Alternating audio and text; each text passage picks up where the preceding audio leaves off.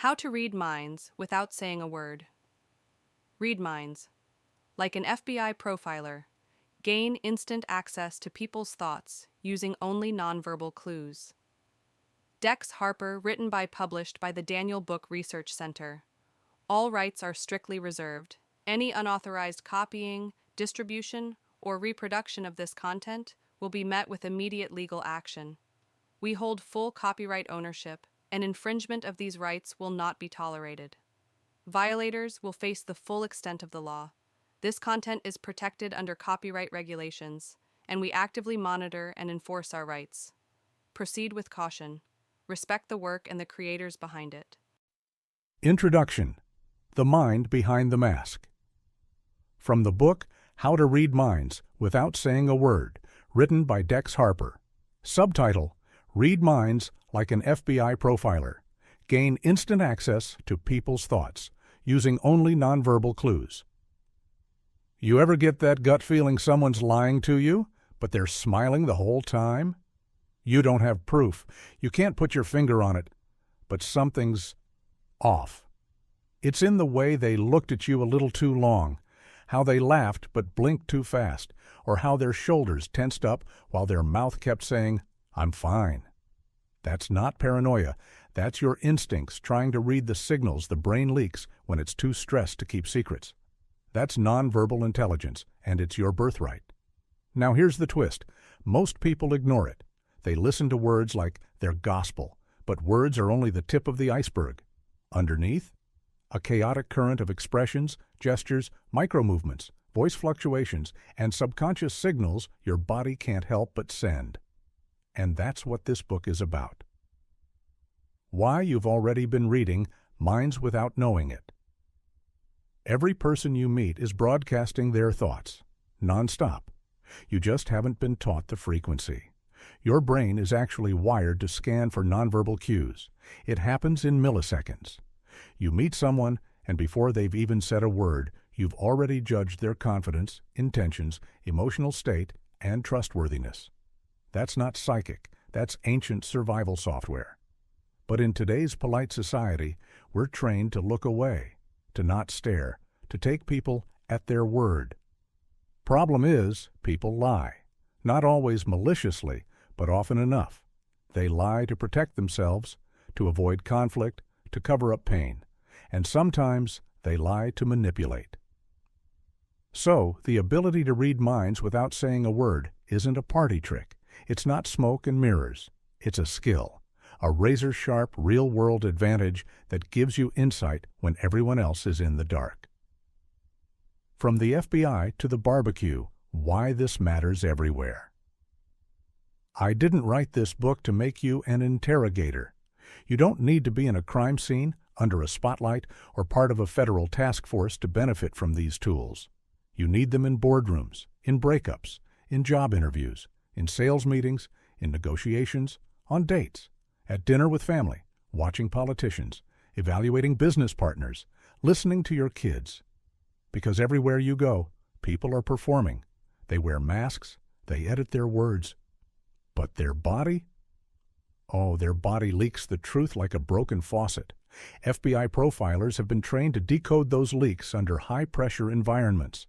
I've reverse-engineered their methods and translated them into human language. No jargon, no fluff, just clean, usable, field-tested techniques you can use today.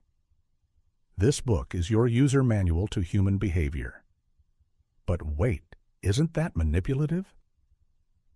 Let's address the elephant in the room. Reading minds. Sounds shady, right? Let me set this straight. This isn't about manipulating people. It's about understanding them. It's about finally hearing what they're really saying when the words stop making sense.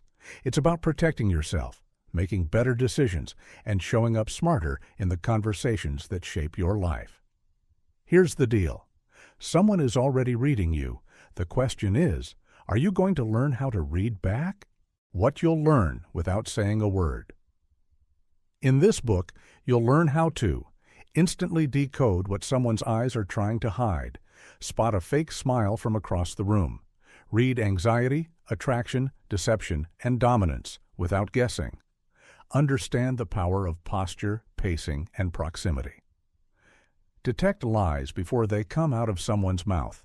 Influence others using subtle, silent cues. Predict behavior before a single word is spoken. And here's the best part. You don't need to confront anyone. You don't need to call them out. This is quiet power. It's knowledge you use to navigate smarter, not louder. By the time you finish this book, you'll walk into a room and read it like a book. You'll know who's in control, who's pretending, who's nervous, who's faking confidence, who's attracted to you, who's just waiting to stab you in the back. And you'll know how to respond without even blinking. The science is on your side. This isn't woo-woo or guesswork. It's grounded in behavioral science, evolutionary psychology, neuroscience, and years of observation. From Paul Ekman's microexpression research to Joe Navarro's body language breakdowns, this field has been studied, tested, and proven. But most people never get beyond the surface. They Google how to tell if someone is lying and call it a day. This book goes deeper.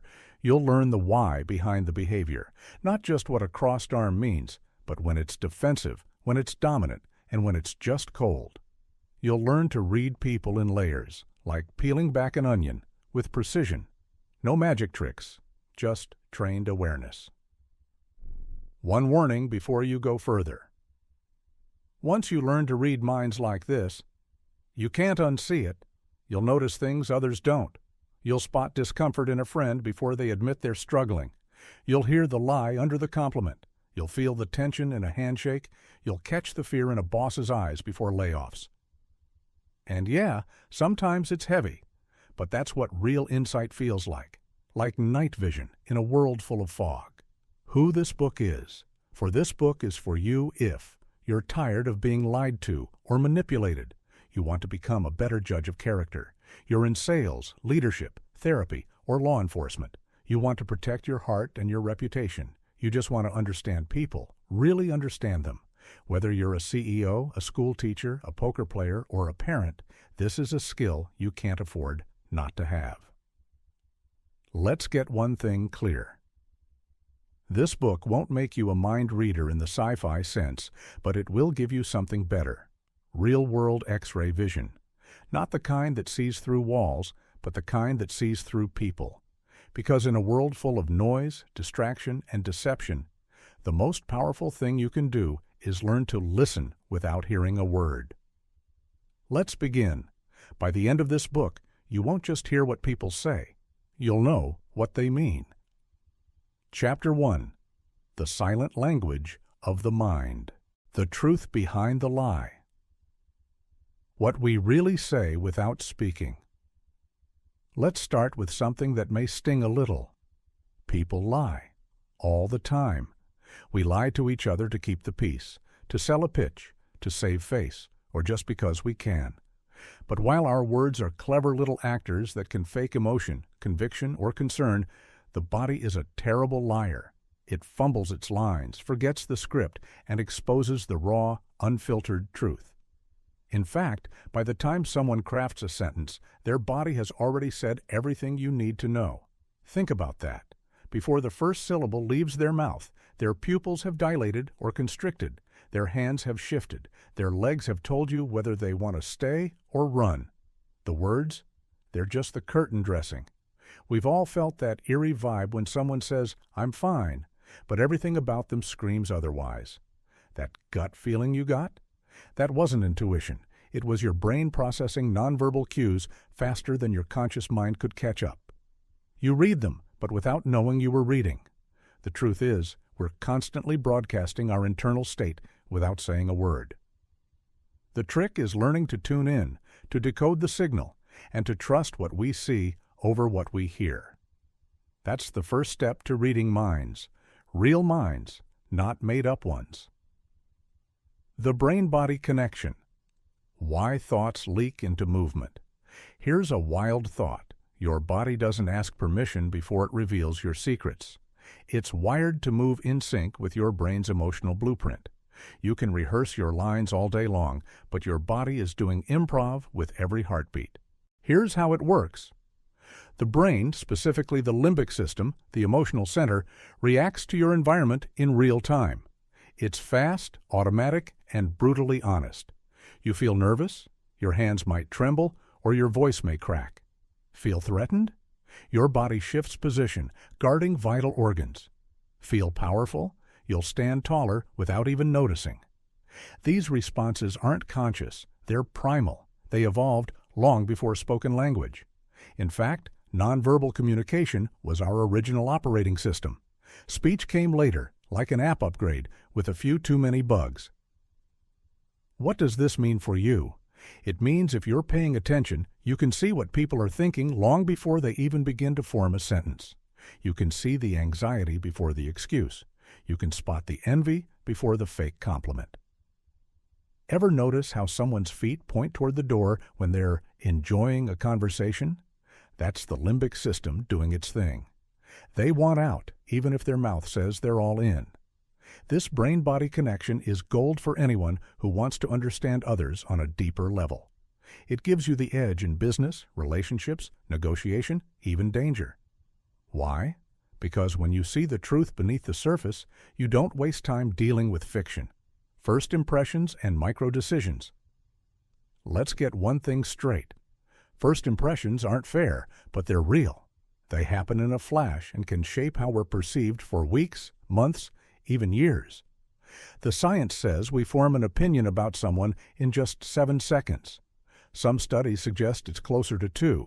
And guess what forms that opinion? Not your perfectly chosen words, not your LinkedIn summary. It's your posture, your facial expressions, your eye contact, or lack of it. It's your vibe before your voice. Psychologists call this rapid-fire judgment thin slicing. Our brains slice off a sliver of behavior and extrapolate everything from it. Safe or dangerous, honest or shady, confident or weak. Like it or not, that's how we size people up. And it's exactly how people size us up too. You've done it 100 times. You met someone, shook their hand, and instantly liked or disliked them. Maybe they smiled with their mouth, but not their eyes. Maybe their handshake was limp and left you feeling underwhelmed. You didn't need a backstory. Your brain just knew. And here's where it gets even more fascinating. These micro-decisions aren't always rational, but they're powerful. And once formed, they're incredibly hard to change. That means your ability to read someone right away can give you a serious advantage in understanding who they are, what they want, and what they're hiding. First impressions are like emotional tattoos. They leave a mark. And the best part? You can learn to decode the ink. Let's wrap this up, but not too neatly. So here's the real takeaway. People are speaking all the time even when their mouths are shut. Every blink, shrug, pause, and fidget is a whisper from the brain. You just need to listen with your eyes. Words can mislead, but the body confesses. The brain sends signals the body can't help but act on. And in a world obsessed with filters and fakery, reading those raw signals is your secret weapon. This isn't about playing psychic. It's about being present, alert, and tuned in. Think of yourself as an emotional detective spotting clues others miss. And remember this, most people aren't deliberately trying to deceive you, but they are trying to manage impressions, protect themselves, and hide vulnerabilities. When you can see past that, when you can catch the eye twitch before the excuse or the shoulder shrug before the compliment, you get the truth most people never hear. In the next section, we'll start building your decoder ring piece by piece. We'll explore the basics of nonverbal communication and how to spot the patterns that reveal hidden emotions, motives, and mental states. No fluff, no magic, just pure behavioral insight straight from the world of FBI profilers, body language experts, and cognitive psychologists. Ready to see what people are really saying? Let's go deeper. The psychology of nonverbal cues, subconscious signals, and mirror neurons. Let's start with this unsettling but exciting fact. Your body tells on you. Every single time. When someone walks into a room, you instantly feel something about them before they've even said a word. That isn't magic. That's mirror neurons at work. These are the stealth agents of your brain, designed to copy, mirror, and emotionally sync with the people around you. Let's say you watch someone get pricked by a needle. You wince. Why? Your mirror neurons simulate their pain. It's like mental VR. And it works the other way, too. When you feel nervous, you twitch. When someone lies, their foot taps like a ticking bomb. These subconscious signals bypass logic and go straight into body language. This means your brain is constantly broadcasting your internal state like a faulty Bluetooth speaker, whether you want it to or not. The average person might miss these signals. But you? After this book, you'll start catching every shrug, blink, and micro-adjustment like a profiler who's been decoding humans for decades. Understanding subconscious signals means understanding that people don't control the majority of what they do. They might lie with their mouths, but their bodies will whisper the truth with a smirk, a blink, or a shoulder that slightly pulls back. The body is honest, even when the words aren't. This is how you become a mind reader, by reading what they don't know they're showing. Emotional leakage, when the face, gives it away. Here's the golden rule of the face. It can't keep a secret. No matter how practiced someone is at lying, the face leaks the truth in fractions of a second. These micro-expressions are tiny facial reactions, lasting just 1/25th of a second, that betray real emotions before the brain has time to put up a poker face. For example, someone says, "I'm not angry," but you catch a flash of a frown, a subtle flaring of the nostrils, or the brief drop of an eyebrow. Boom, anger spotted. They might recover quickly, but the leak has already happened, and it's your job to catch it. There are 7 universal micro-expressions: anger, fear, sadness, happiness, surprise, disgust, and contempt. Everyone displays them, regardless of culture or language. They're hardwired into our biology like emotional Morse code. And with a trained eye, you'll start spotting these flashes of truth even when people are trying to lie straight to your face. The key is this: don't stare, scan. Watching someone too intently can make them shift into performance mode. Instead, develop the ability to observe casually, like a spy with sunglasses on. Look for those millisecond cracks in their emotional mask, the twitch of a lip, a sudden blink rate increase, or a too quick smile. These are the giveaways. Real power comes when you recognize that emotions don't ask permission to show up. They crash through the gates and explode on the face like fireworks. And once you know what to look for, you'll start seeing the sparks before the explosion. The iceberg principle. Reading the 90% below the surface. Now we go deeper. Picture an iceberg. What you see above water is tiny compared to what's lurking below. That's how communication works. The words people say, just the tip. The rest, the 90%, they're trying to hide, avoid, or don't even realize they're expressing. And that's where the truth lives. This principle separates amateurs from profilers. Most people take what's said at face value. But true mind readers dive below the words and into the ocean of subconscious cues: posture, tone, rhythm, gesture clusters, breathing changes, eye movement, hand behavior, and yes, even silence. Let's break it down. Posture is someone leaning in or backing away. That's either interest or withdrawal. Are they relaxed or stiff? You're seeing either trust or defensiveness. Voice tone and pace. Someone might say, "I'm fine," but if they say it fast, high-pitched, and clipped, you can bet your last dollar they're not. Gesture clusters. One sign might mean nothing, but when someone crosses their arms, shifts their weight, and scratches their neck all within 10 seconds, you've got a discomfort cluster that screams, "I'm not okay." The trick isn't to obsess over one gesture, it's to read patterns. Behavior is like music. It's only when the notes repeat that the melody becomes clear. You don't read one movement, you read the rhythm of them over time. And here's something even more powerful. Silence isn't empty, it's loaded. When someone stops talking, that pause isn't nothing.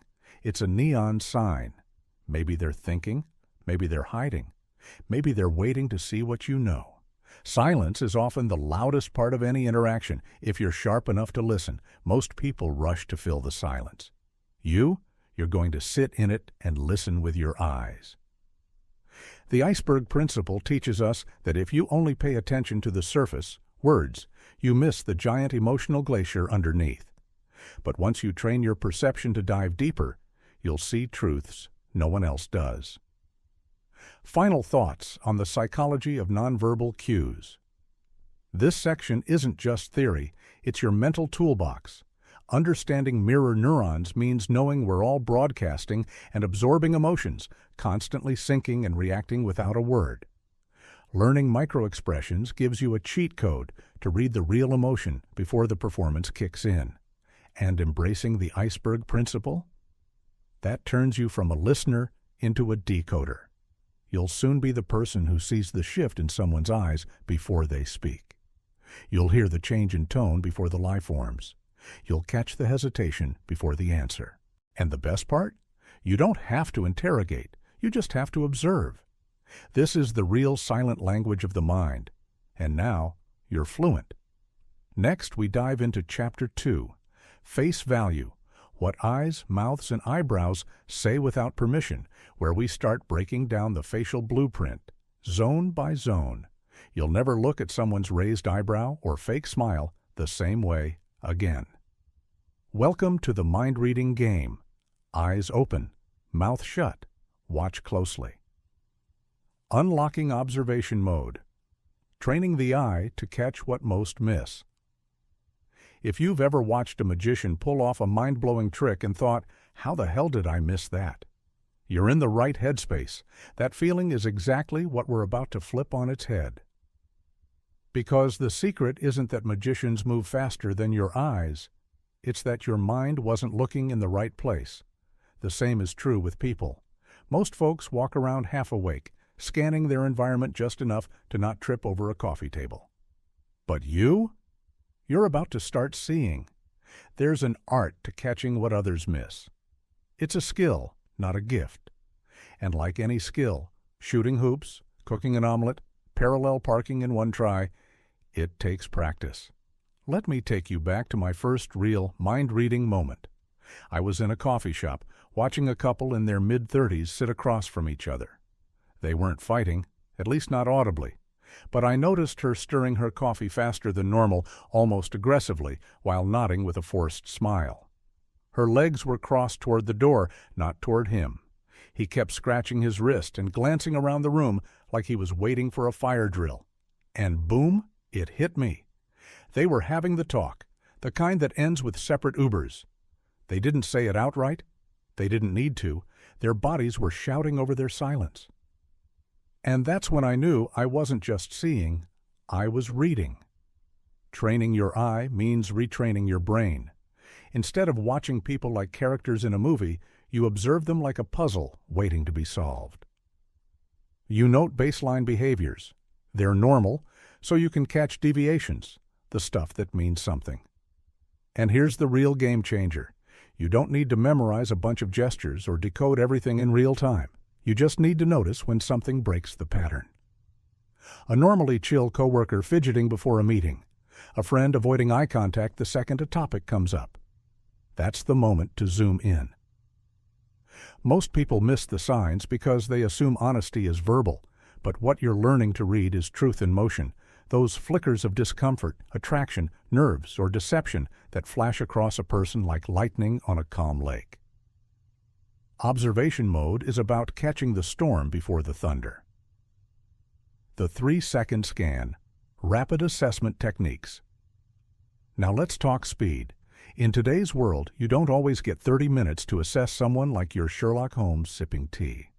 Sometimes you've got 3 seconds in an elevator, a handshake at a networking event, or the split second it takes someone to enter a room. That's all you need, if you know what to scan for. The 3-second scan is about taking a quick snapshot of someone's emotional temperature the moment you engage. Think of it like opening a book and getting a sense of the plot just from the first paragraph. You're not decoding everything.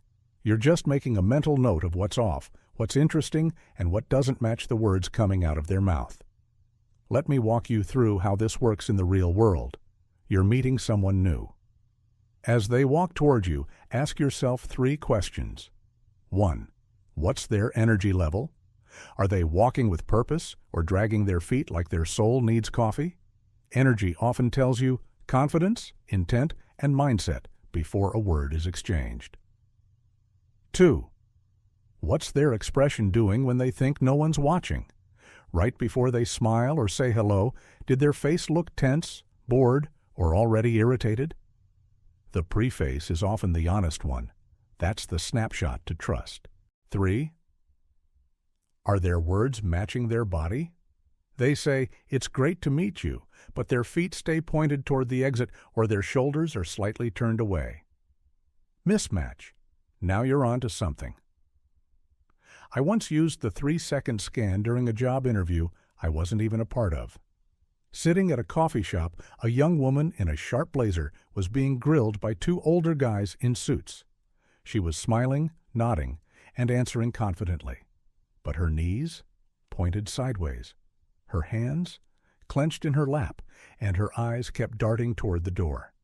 5 minutes later, she stood up mid-sentence and said, "Sorry, I don't think this is the right fit for me." Walked out like a boss. She knew. Her body knew. The scan never lies. Practicing this technique builds a mental muscle. Over time, you'll pick up dozens of these subtle cues within seconds. You'll know who's anxious before they speak, who's bluffing, who's faking the smile, who's already checked out of the conversation.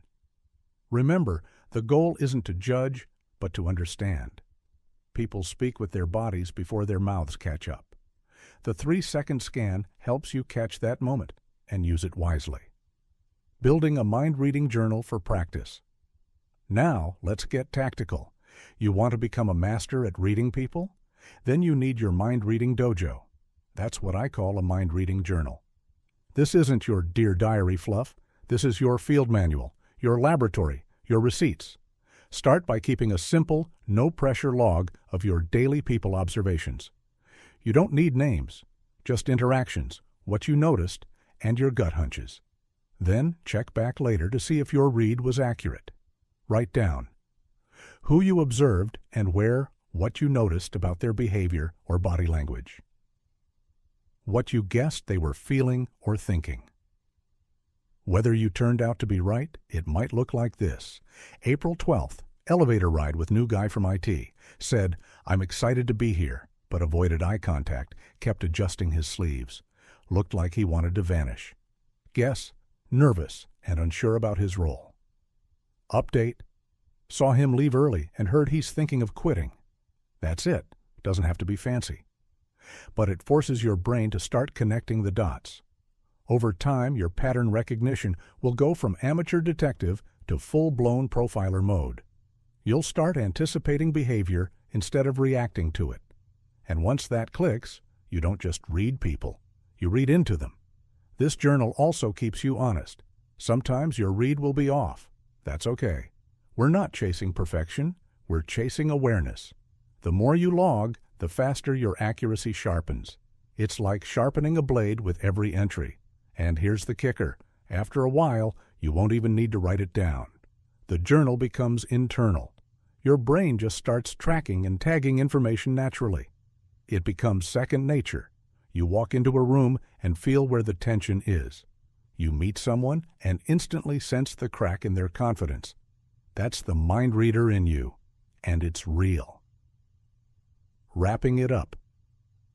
Unlocking observation mode isn't about turning you into a creepy people watcher. It's about flipping the switch in your brain that says, "Hey, there's more going on here than what's being said." It's about seeing the cracks in the mask before the performance even starts. You're learning to observe like a profiler, to scan like a hunter, to track like a therapist with night vision goggles. You're building a radar system that most people don't even know exists. In a world where people are constantly filtering, faking, and fabricating, you're learning to see the truth underneath. Silently, accurately, confidently. Chapter 2. Eyes that whisper the truth. The power of eye movements. Eye accessing cues and thought direction. Imagine this. You ask someone a question. They pause. Their eyes shoot up and to the left. Just like that, you've caught a silent signal. Without saying a word, their brain just broadcasted a clue, one that tells you whether they're thinking, remembering, or fabricating. Welcome to the wild world of eye-accessing cues. This concept comes from neuro-linguistic programming, NLP, a field that, while controversial in some circles, offers a fascinating framework for understanding how thought and eye direction are linked. Here's the simplified version. Different directions of eye movement correlate with different types of mental processing. For a right-handed person, and most people are, the model looks like this. Up and to the left, mark-ation visual recall, remembering something seen.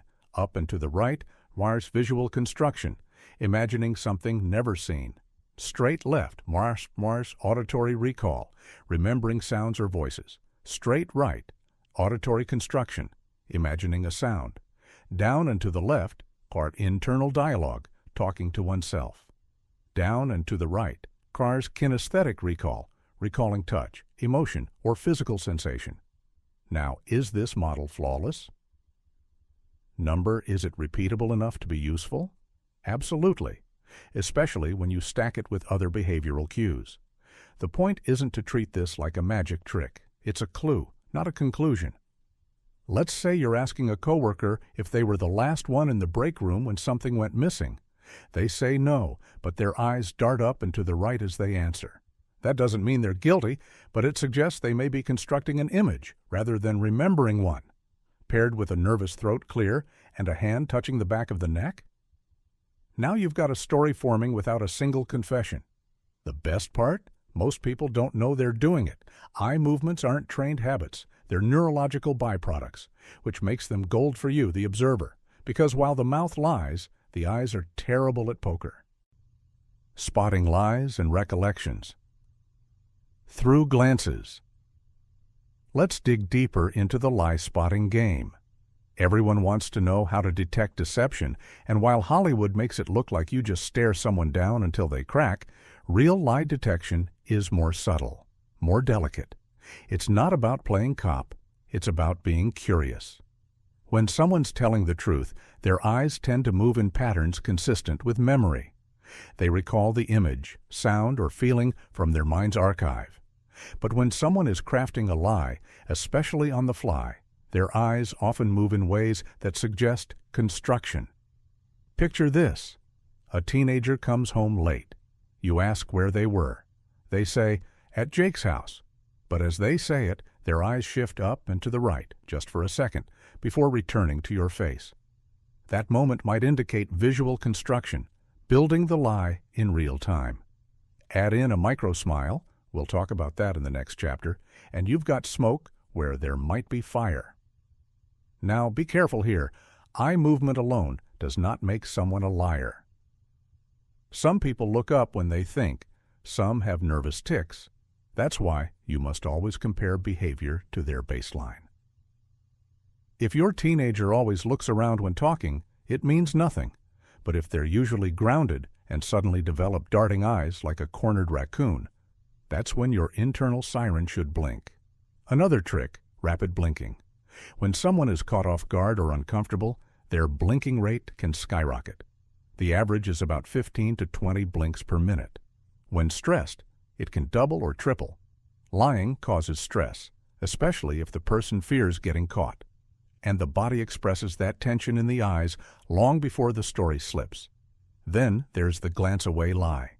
Someone lies, then quickly looks away, not out of guilt, but to disconnect from the person they're deceiving.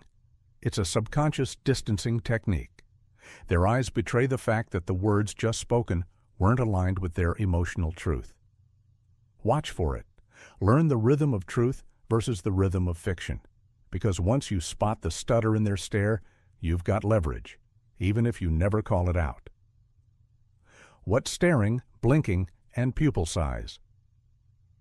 Reveal now, let's talk about what happens within the eyes themselves. Because even without movement, the eyes still leak emotion, and sometimes intention. Let's start with the stare. A prolonged, unblinking gaze can signal a few different things depending on context: confidence, aggression, romantic interest, or deception. The difference lies in the details. Is their face relaxed or tense? Is the stare accompanied by stillness, or is there tension in the shoulders, jaw, or hands? For instance, a confident person might hold your gaze calmly, comfortably. But someone who's trying to intimidate or control the interaction might lock eyes with a stiffness that screams, "I need to dominate this exchange." And if someone is lying, they might force themselves to overcompensate, holding eye contact too long to appear convincing.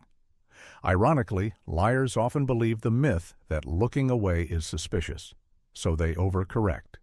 Your job? Notice the unnatural rhythm. Now let's zoom in on blinking. We touched on this earlier, but it deserves its own spotlight. People blink more when they're anxious, lying, or under cognitive strain. But they also blink less when they're focused, angry, or emotionally shut down. Blink rate is one of the few nonverbal cues that can swing both ways. So again, it's all about baseline. During an FBI negotiation training exercise I sat in on years ago, one instructor said, "If their mouth says yes but their blink rate triples, assume they're lying." It stuck with me, because when the stakes are high, the eyes won't lie. You just have to count. Lastly, and perhaps most telling, pupil size. Your pupils respond to light, yes, but they also dilate when you're emotionally aroused, excited, interested, or even fearful. Pupil dilation is controlled by the autonomic nervous system. You can't fake it. You can't control it. That makes it one of the most honest signals in human behavior. If you're flirting and want to know if the vibe is mutual, watch their pupils. If they're wide in normal lighting, you're probably on the right track. If they shrink or remain unchanged, the chemistry might not be firing. Just keep in mind that pupil reactions are subtle. You've got to train your eye to notice that shift. And in high-stress settings, interrogations, negotiations, confrontations, watching pupil dilation can tell you when you've hit a nerve. It's the eye's silent scream, "I'm reacting." That single blink of dilation is a data point. Learn to clock it, and you'll know when you've crossed into emotional territory, even if the person across from you is cool as ice. The language of eye contact domination versus submission, the eye game. It starts in the animal kingdom. Two predators lock eyes. Neither one looks away. The one who does first loses dominance. It's a primal code buried deep in all of us, even if we're dressed in business casual and sipping lattes. Eye contact is not just a social courtesy. It's a game, a silent duel of power, vulnerability, and control. And the rules are written into your nervous system. Ever felt someone stare through you? That unblinking intensity isn't just creepy, it's an attempt to establish dominance. It's the behavioral equivalent of saying, "I control this space." It's the alpha's gaze, unflinching, often predatory. Politicians use it. CEOs use it. So do manipulators and narcissists. Flip that coin and you've got the submissive gaze.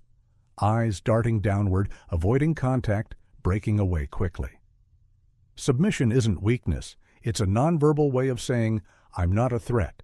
Think of how employees respond to a furious boss, not with eye contact, but with glances downward, to the floor, to the desk.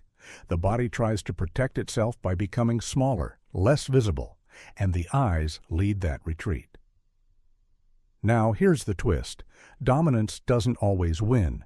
In fact, in high-trust, emotionally intelligent relationships, dominance is a red flag. Someone constantly trying to overpower others with their stare is usually overcompensating. Think of that guy at a party who talks too loudly and locks in eye contact with everyone. He's not powerful. He's desperate for validation. The most effective people, the true leaders, don't weaponize eye contact. They balance it. They hold it long enough to signal presence, confidence, and engagement.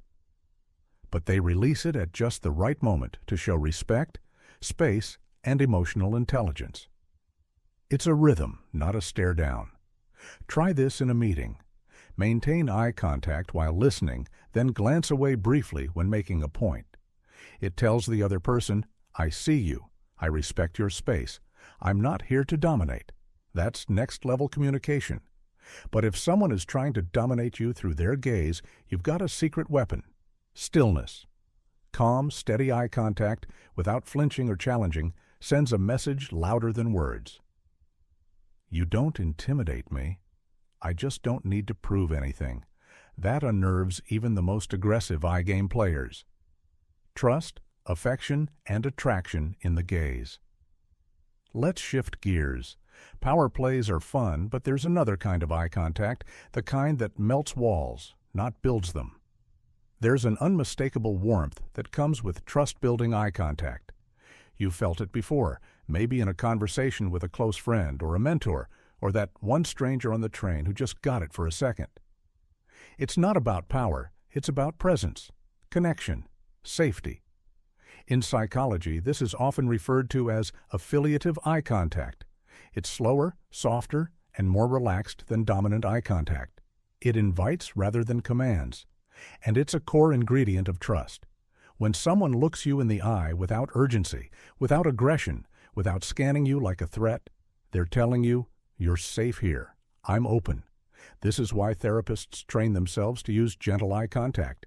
It's how they create space for their clients to drop the mask. And then there's affection, the look between lovers, between parents and children, between best friends who don't even need words anymore. These gazes linger, sometimes longer than logic would allow, and yet they feel natural, comforting, grounded. Romantic attraction is supercharged eye contact. Studies have shown that mutual gaze between potential romantic partners increases feelings of connection and even raises heart rates. There's something electrifying about being seen fully and vulnerably by someone you're drawn to. Want to test this? Next time you're with someone you're attracted to, maintain eye contact just 1 second longer than usual when they're talking. Not in a creepy, "I read too many body language books" way. Just hold it a beat longer. Smile slightly. Watch what happens. That micro-extension of presence can create a jolt of attraction. Why? Because it feels rare. Most people are distracted, scanning the room, checking their phone. Sustained eye contact is now an endangered species. On the flip side, lack of eye contact in a relationship, romantic or otherwise, is a red flag. If someone consistently avoids looking at you, something's off. They might be hiding guilt, detaching emotionally, or avoiding conflict. Eyes are our connection tether. When it's cut, the distance grows fast. When avoidance screams louder than words. Here's where things get real, because sometimes the most powerful eye language is the one you don't see. Avoidance isn't just shyness. It's often an emotional siren, blaring in silence. It can scream guilt, fear, discomfort, shame, or disinterest without the person ever opening their mouth. In interrogation rooms, suspects who are guilty often can't maintain eye contact with the interrogator, not because they're bad liars, but because their body is under internal conflict. Their mouth says one thing, their eyes, controlled by a different system entirely, reject the lie. So they look away. In relationships, when one partner begins to routinely avoid eye contact, especially during moments of intimacy or vulnerability, it's a warning sign. Something's being withheld. Not always an affair or deception. Sometimes it's simply pain, resentment, or emotional distance. Kids do this too. A child caught in a lie will often look down or away, not because they understand lying, but because their brain feels the tension between truth and fabrication. But it's not always negative. Sometimes avoidance means someone feels too much. Trauma survivors, for instance, may struggle to make eye contact because it feels too exposing. It's not about distrust, it's about emotional safety. That's why you have to be a compassionate observer. When someone looks away, don't assume guilt. Ask, what's the context? What's their baseline? What emotional state might they be in?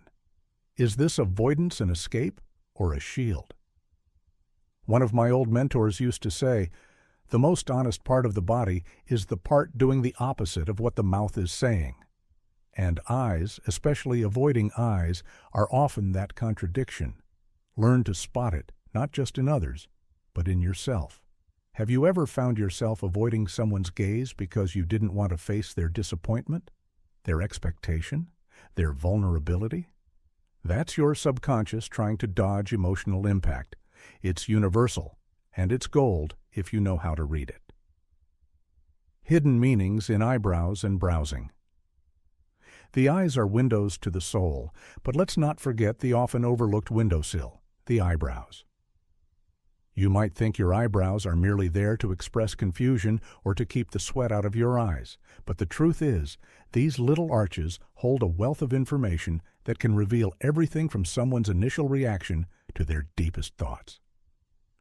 If you aren't paying attention to what's happening above the eyes, you're missing out on a treasure trove of insight. The eyebrow flash. A greeting or warning.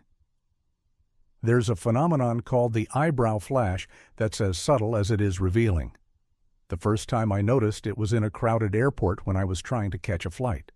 I had just stepped into a security line when a man passing by made eye contact with me. Then, almost imperceptibly, flashed his eyebrows upward before returning to his phone. It was a split-second movement, but it spoke volumes. In that brief moment, I understood that the man wasn't just scanning me, but rather acknowledging my presence. The eyebrow flash, a quick and unconscious lifting of the eyebrows, is one of the most universally recognized facial expressions. It's an instinctive gesture of recognition, a sort of micro-greeting. You've probably experienced it when crossing paths with someone familiar. You make eye contact, and in the flash of a second, both of you subtly lift your eyebrows as a silent hello. In many ways, the eyebrow flash is a shortcut to acknowledging someone. It's the human equivalent of waving, and just like a wave, it can signal comfort, camaraderie, and recognition, or it can hint at something more subtle, distrust or wariness. For instance, if the flash is accompanied by a stiff body posture or a quick return to the phone or computer screen, it can indicate that the person is merely acknowledging you out of politeness, but has no real interest in further interaction. The greeting is just for show, a social norm that keeps us from seeming rude. On the other hand, the eyebrow flash can signal something more intense. If the individual holds eye contact slightly longer before raising their eyebrows, they're likely genuinely curious or excited to see you. It's a quick and easy way for the body to say, "I'm interested. You've captured my attention." So next time you receive that eyebrow flash, take note of the context. If it's followed by warmth, open body language, and a smile, it's a good sign. If it's followed by retreat or distraction, you've just witnessed a half-hearted acknowledgement. Tension, surprise, and skepticism above the eyes. If the eyes are the windows to the soul, the eyebrows are the curtains. The way they move tells you what the person is thinking before they even open their mouth. They're one of the first areas of the face to react to surprise, tension, or skepticism, and they do so without fail. One of the most common ways this manifests is when someone lifts their eyebrows in response to a surprising statement or event. This movement is one of the most instinctual responses we have. Picture a time when you've heard something shocking, maybe a piece of gossip or perhaps an unexpected bit of news. If your body was being truly honest, you probably raised your eyebrows without even thinking about it. When we hear something surprising, the muscles above our eyes contract, raising the brows as if they're trying to open the eyes even wider, as though the brain is demanding more information. Now, surprise isn't the only thing that causes this. Tension, too, creates a very distinct eyebrow movement. When someone feels tense or stressed, their eyebrows tend to furrow, drawing closer together. The more intense the feeling, the more noticeable this becomes. It's as though the brain, flooded with chemicals in response to a perceived threat, tightens the area around the eyes to aid in focus. Take, for example, someone in a difficult negotiation.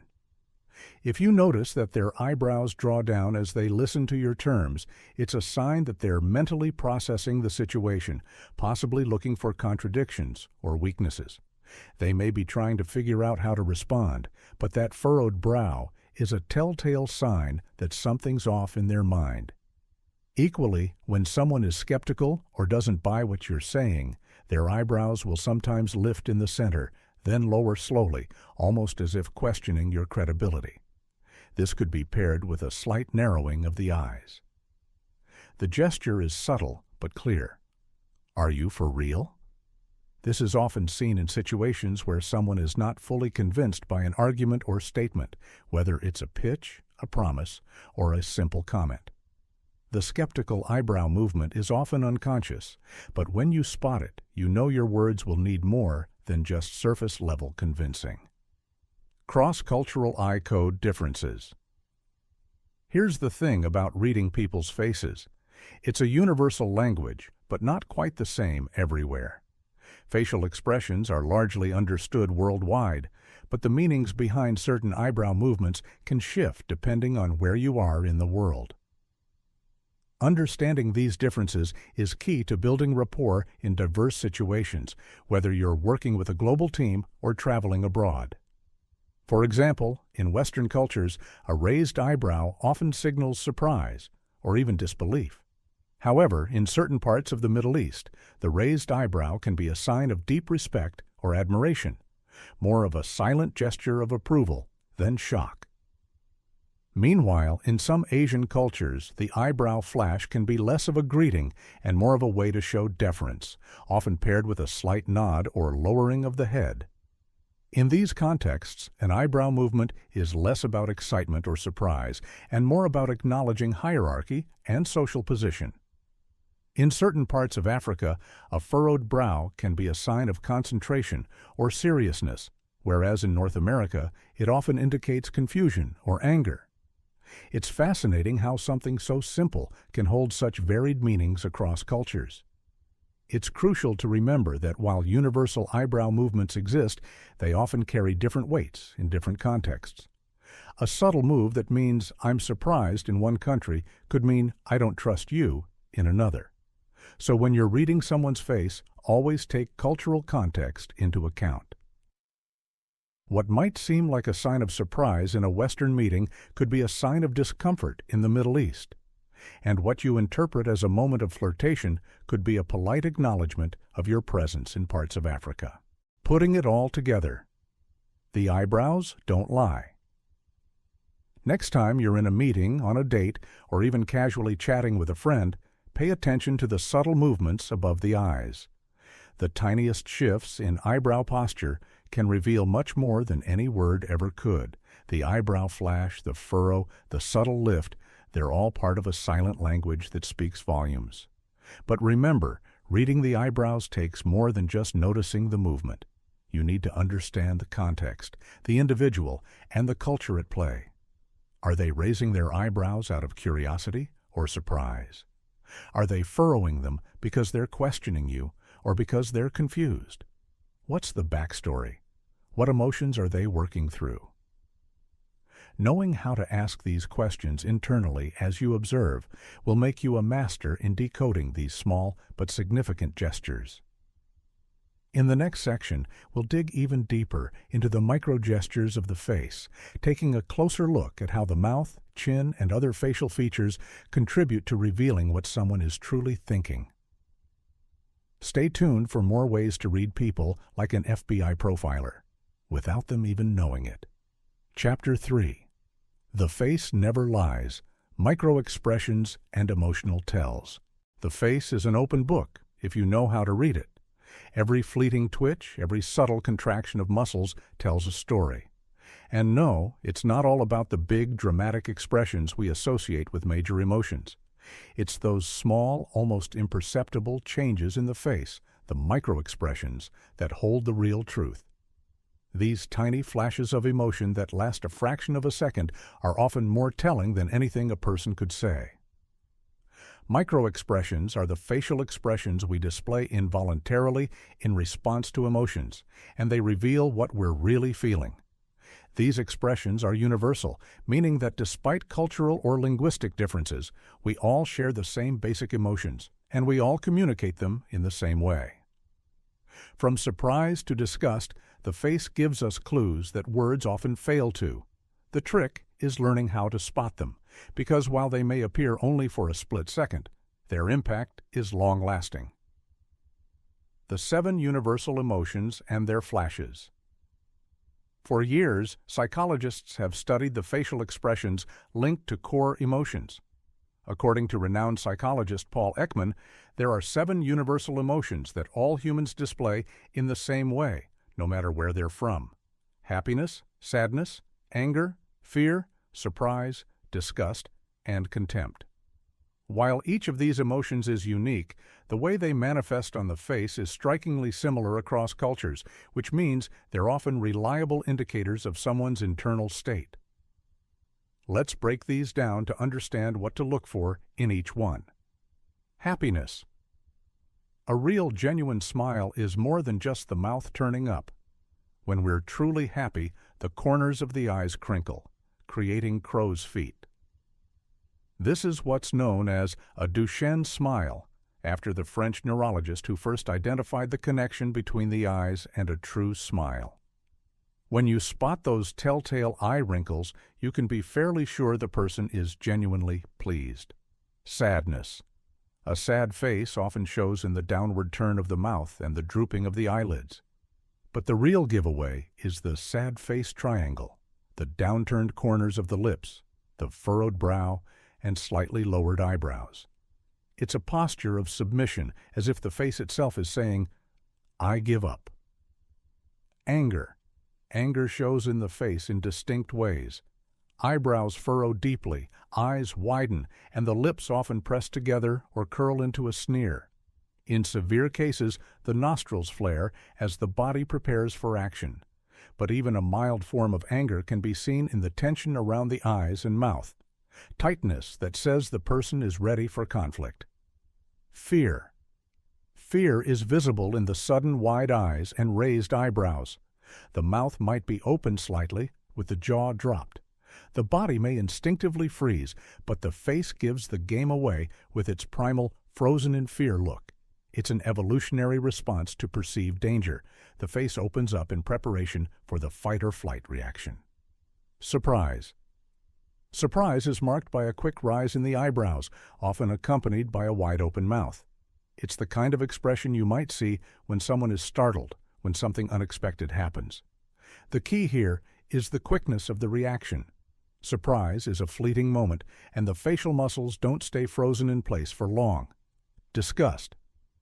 Disgust is immediately apparent, often in the form of a wrinkled nose, curled upper lip, and a slight tilt of the head backward.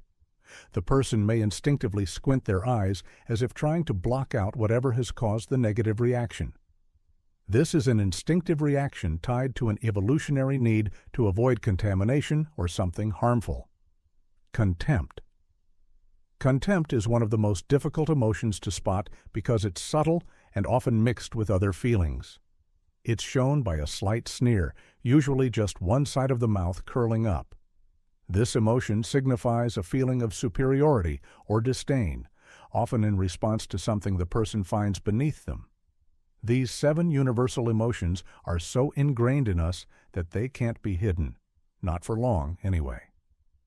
While a skilled actor might fake happiness or sadness for an extended period of time, those fleeting micro-expressions, those quick flashes of the true emotion, will slip out. How to spot a fake smile or forced sadness.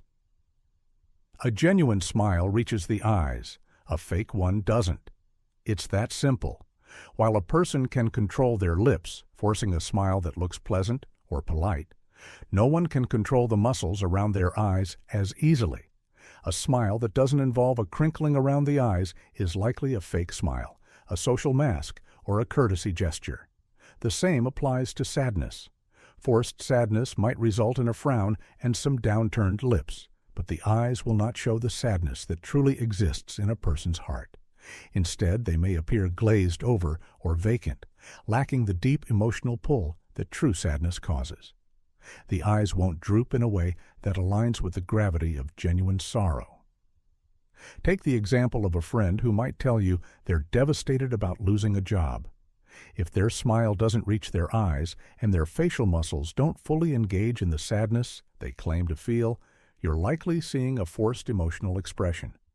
Their internal conflict is revealing itself in their inability to fully engage with the sadness they claim to have.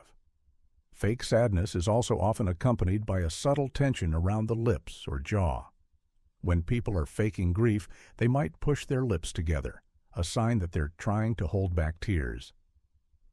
This tension is a giveaway that the emotion isn't fully real.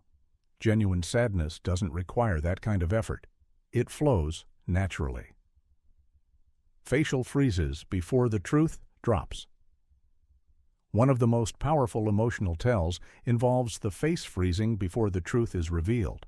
When a person is about to say something emotionally charged or controversial, their face may freeze for a moment, like their body is holding its breath, waiting to see how the conversation unfolds.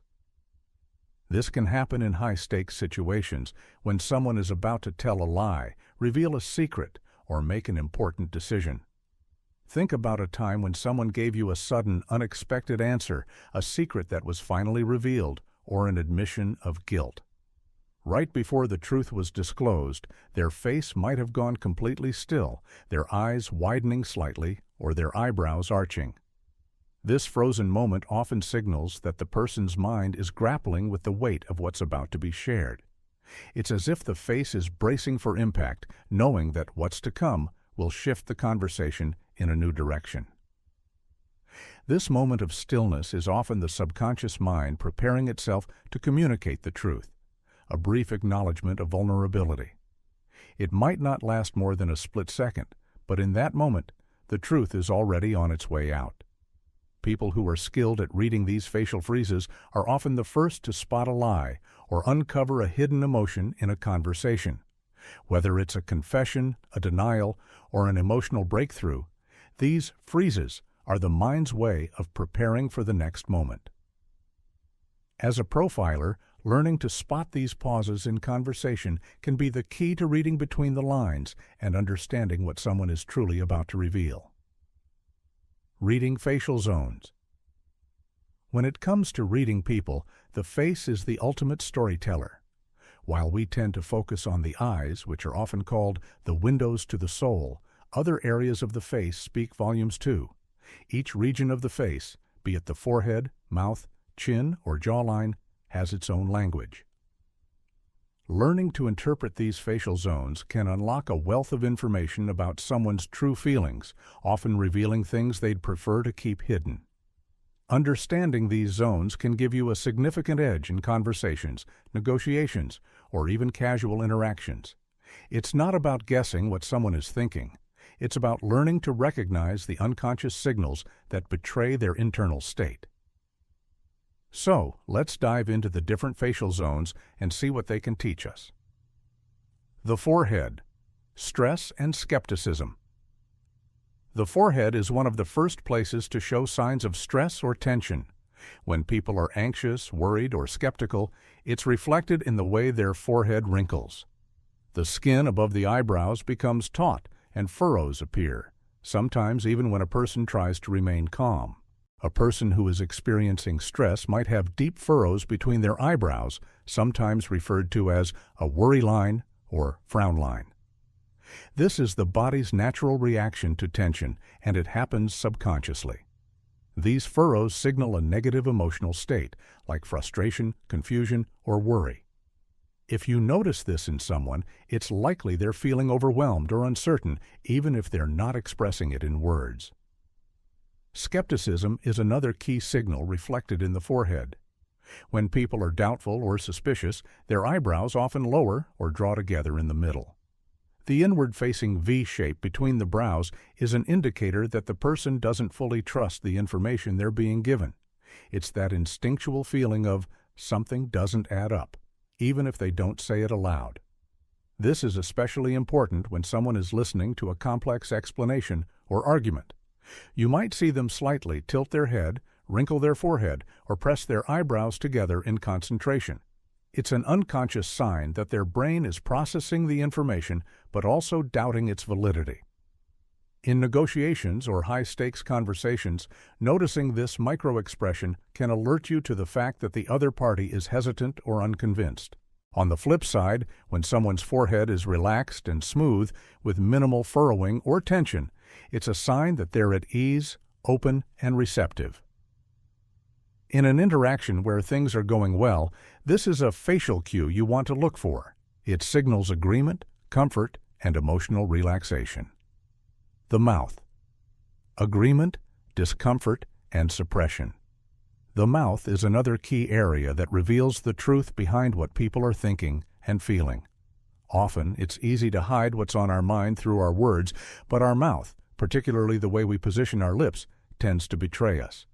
Whether it's the subtle tightening of the lips, the way someone smiles or doesn't smile, or the tension in their jaw, the mouth holds countless clues about a person's emotional state.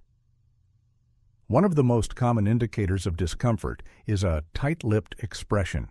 When people are trying to suppress their feelings, whether it's anger, frustration, or anxiety, they often clench their lips together.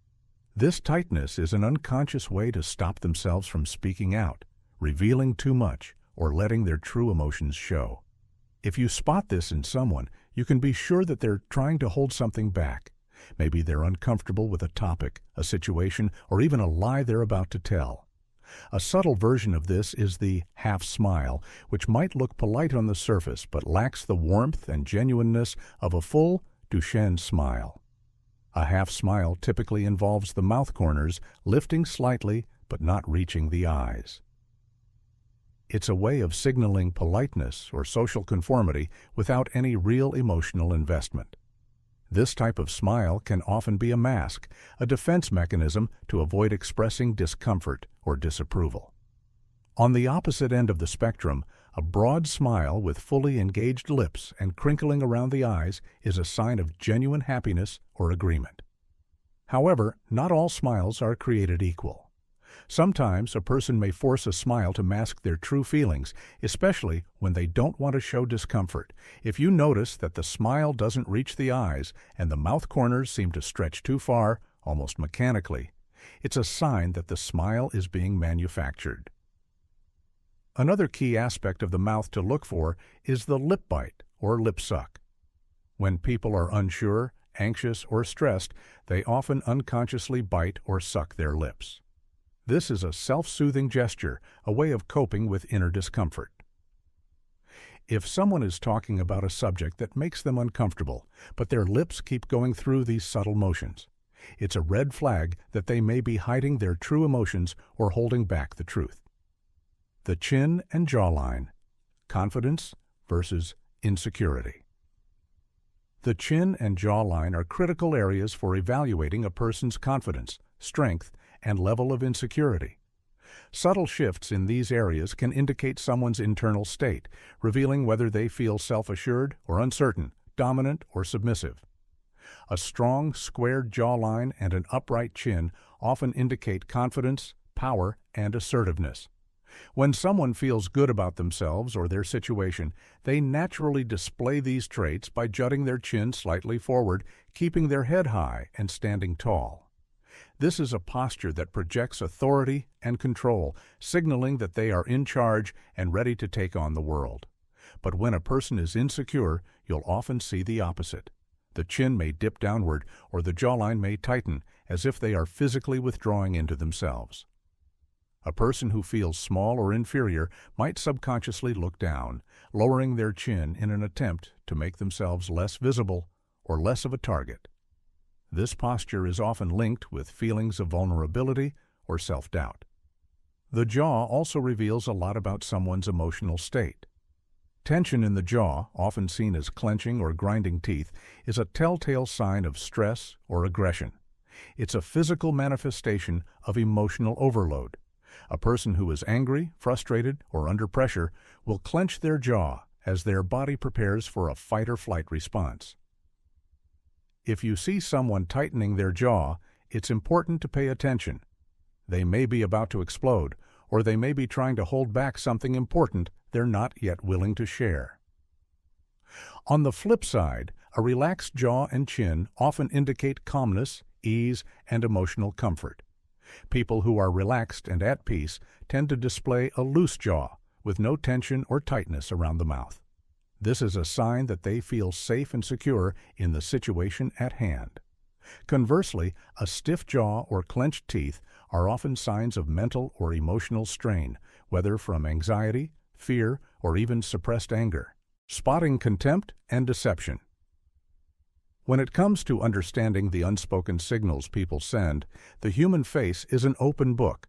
We often look to a person's face for reassurance, answers, or simply to gauge their emotions. But what happens when that face betrays them? In this section, we'll explore the subtle but powerful ways in which contempt and deception reveal themselves through the smallest shifts in facial expression, micro-movements, and tonal changes. What one-sided expressions reveal. It's often said that a smile can hide a world of thoughts, but it's not just any smile. The one-sided smile, often referred to as the half-smile, is one of the clearest indicators of contempt. Unlike a genuine smile, which involves the entire face, the half-smile is asymmetrical. One side of the mouth curls upward while the other remains neutral or even slightly pulled down. It's the facial equivalent of someone silently giving you a backhanded compliment, masking judgment or disapproval behind a polite mask. This expression is often a subconscious response to something or someone that the person perceives as inferior or deserving of disdain. It can happen in both social and professional settings, and the person may not even be aware of it. I remember once in a meeting, I noticed a colleague's half-smile when a team member pitched an idea. Though his words were supportive, his face betrayed him. His smile, so slight and asymmetrical, conveyed a silent message of superiority and skepticism. The rest of the group was oblivious, but I could tell he wasn't truly convinced. In many cases, the one-sided smile appears when someone is trying to suppress their true feelings of contempt. You can see it in people who think they're being polite while inwardly judging others. It's a micro-expression that speaks volumes about how the person really feels, even if they're putting on a front. So next time someone smiles at you with that asymmetry, pay close attention. You may be seeing a glimpse of their true opinion of you or the situation at hand. Micro shifts in tone and texture. Contempt doesn't just show up in the form of facial expressions, it often plays out in shifts in tone and texture of speech. Have you ever noticed how a person's voice can subtly change when they're not being entirely honest? Their tone may become sharper, more clipped, or even dripping with sarcasm. When a person feels contempt, it doesn't just affect their facial muscles, it can alter the very way they communicate. Take, for example, a situation where someone is asked to provide feedback about a colleague. A person who feels genuine respect will speak with a balanced tone, acknowledging the strengths and weaknesses of the individual. But a person who's harboring contempt might deliver their feedback in a way that's dismissive or overly critical. They may pause before speaking, carefully choosing words that seem innocent on the surface but are laden with an underlying, cutting bitterness.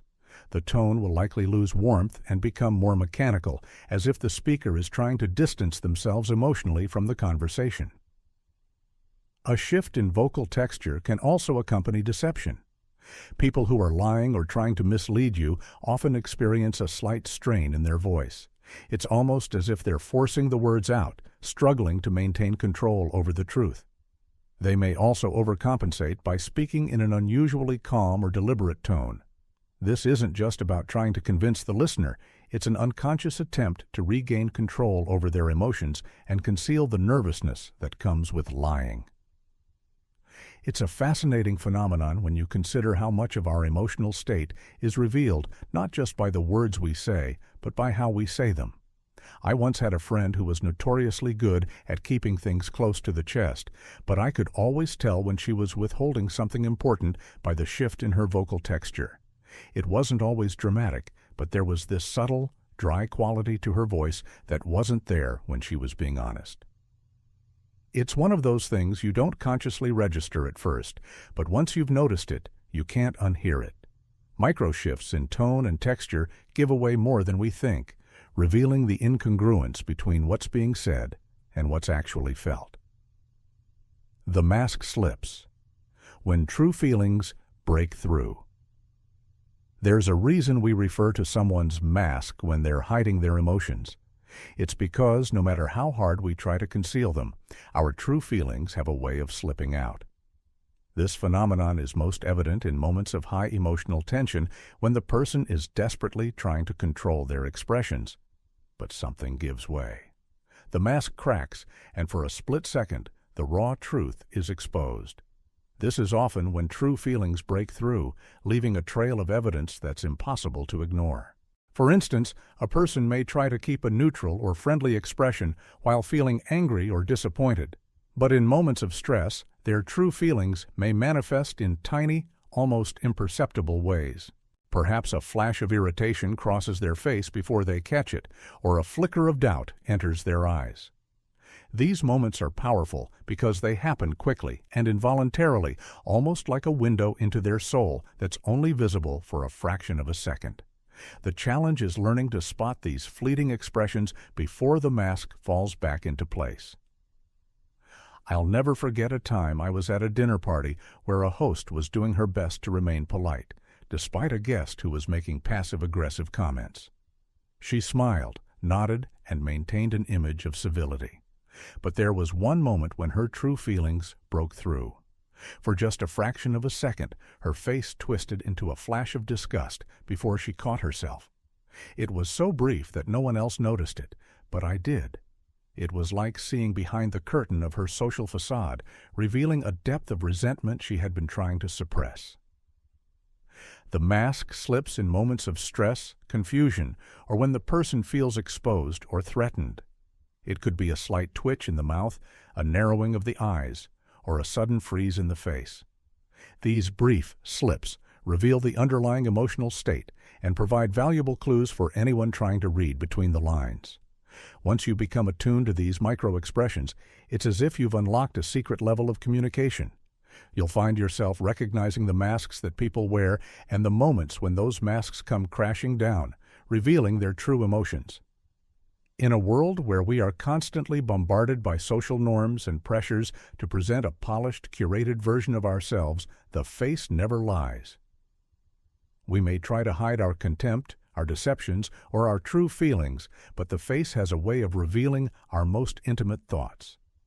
It's a tool for reading others that is both powerful and subtle, giving us access to the silent language of the mind. Understanding how to spot these hidden expressions, whether it's a one-sided smile, a shift in vocal tone, or a split-second flash of contempt, is not just about becoming an expert in nonverbal cues. It's about tapping into a deeper level of human connection and communication. The more you understand the face and its myriad expressions, the more you can see people for who they truly are, beyond their words and carefully constructed facades. So, the next time you're speaking with someone, look closely. Listen not just to what they say, but to what their face, eyes, and voice are really telling you. It could reveal far more than you ever expected. Chapter 4. Posture, Power, and Presence. Posture and Social Rank, the alpha stance versus the shrink response. How people occupy space tells you who's in charge. Feet first, the underrated directional cue. Walk into any room, an office, a dinner party, even a crowded elevator. And before anyone says a word, you already have a gut feeling about who's in charge. That feeling isn't magic, it's posture. The way people carry themselves, plant their feet, and claim space screams their social rank louder than any spoken introduction ever could. It's primal, instinctual.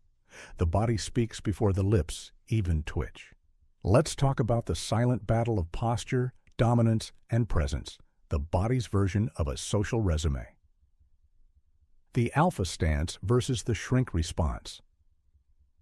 There's a reason we associate animals with dominance, lions, wolves, gorillas, but guess what?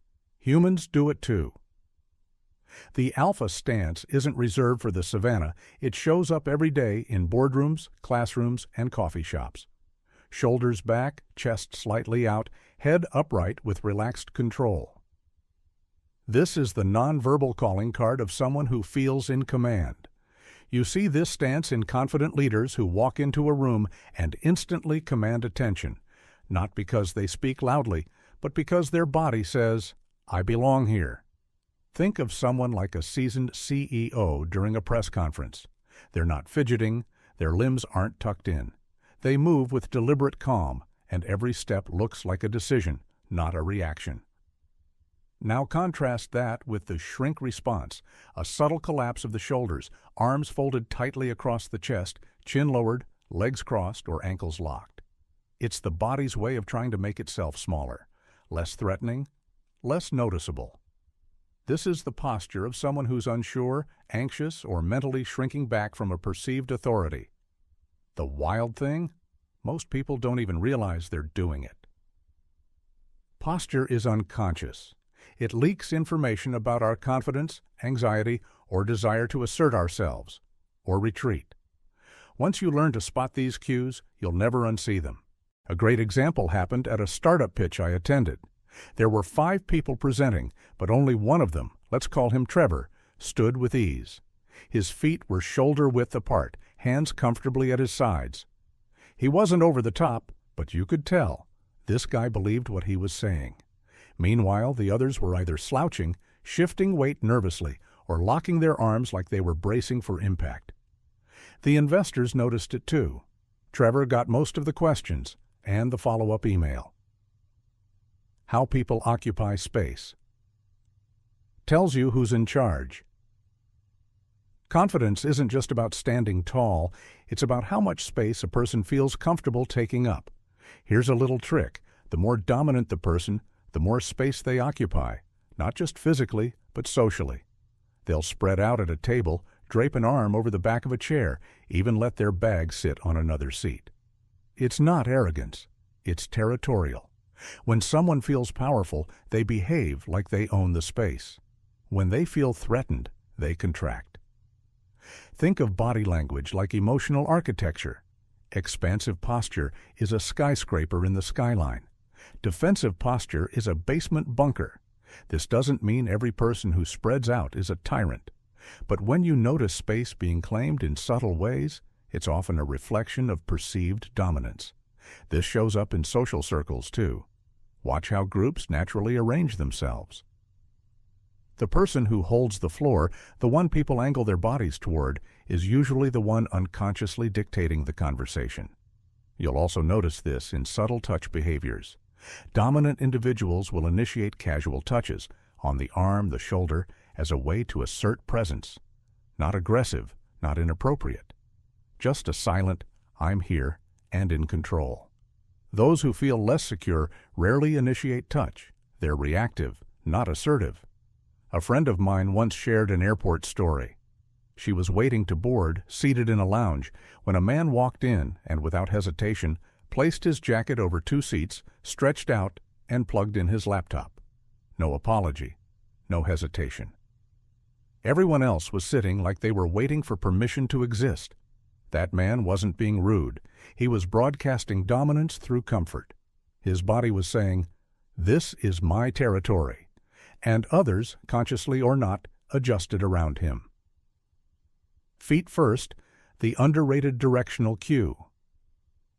Now, let's talk about feet, easily the most honest part of the body, because we almost never think about them.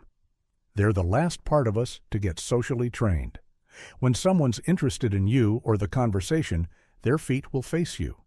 It's a directional cue. Think of them as little compasses pointing toward attention, curiosity, or trust.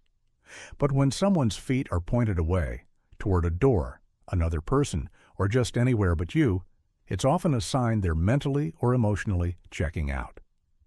This doesn't just apply in social settings, it's gold in professional ones. Want to know if your boss is really invested in your pitch? Look down. If their feet are flat, facing you and still, you're in the zone.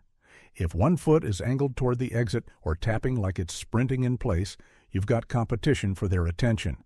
I once coached a salesperson who couldn't figure out why her closing rate had dropped. She was confident, articulate, and her presentations were sharp. But when I watched her in action, I saw the problem. She never paid attention to where her clients were facing. Many of them had one foot angled out, subtle but real. She was losing them halfway through. Once she started watching for that cue and adjusting on the fly, asking a question, shifting posture, even changing her proximity, her close rate jumped back up. It's not just where the feet point, it's how they behave. Are they flat and grounded? That's comfort. Are they shifting, fidgeting, or bouncing at the heel? That's anxiety, tension, or impatience. Children are a great example. They haven't learned how to mask yet. When they want to leave, their whole body turns toward the door.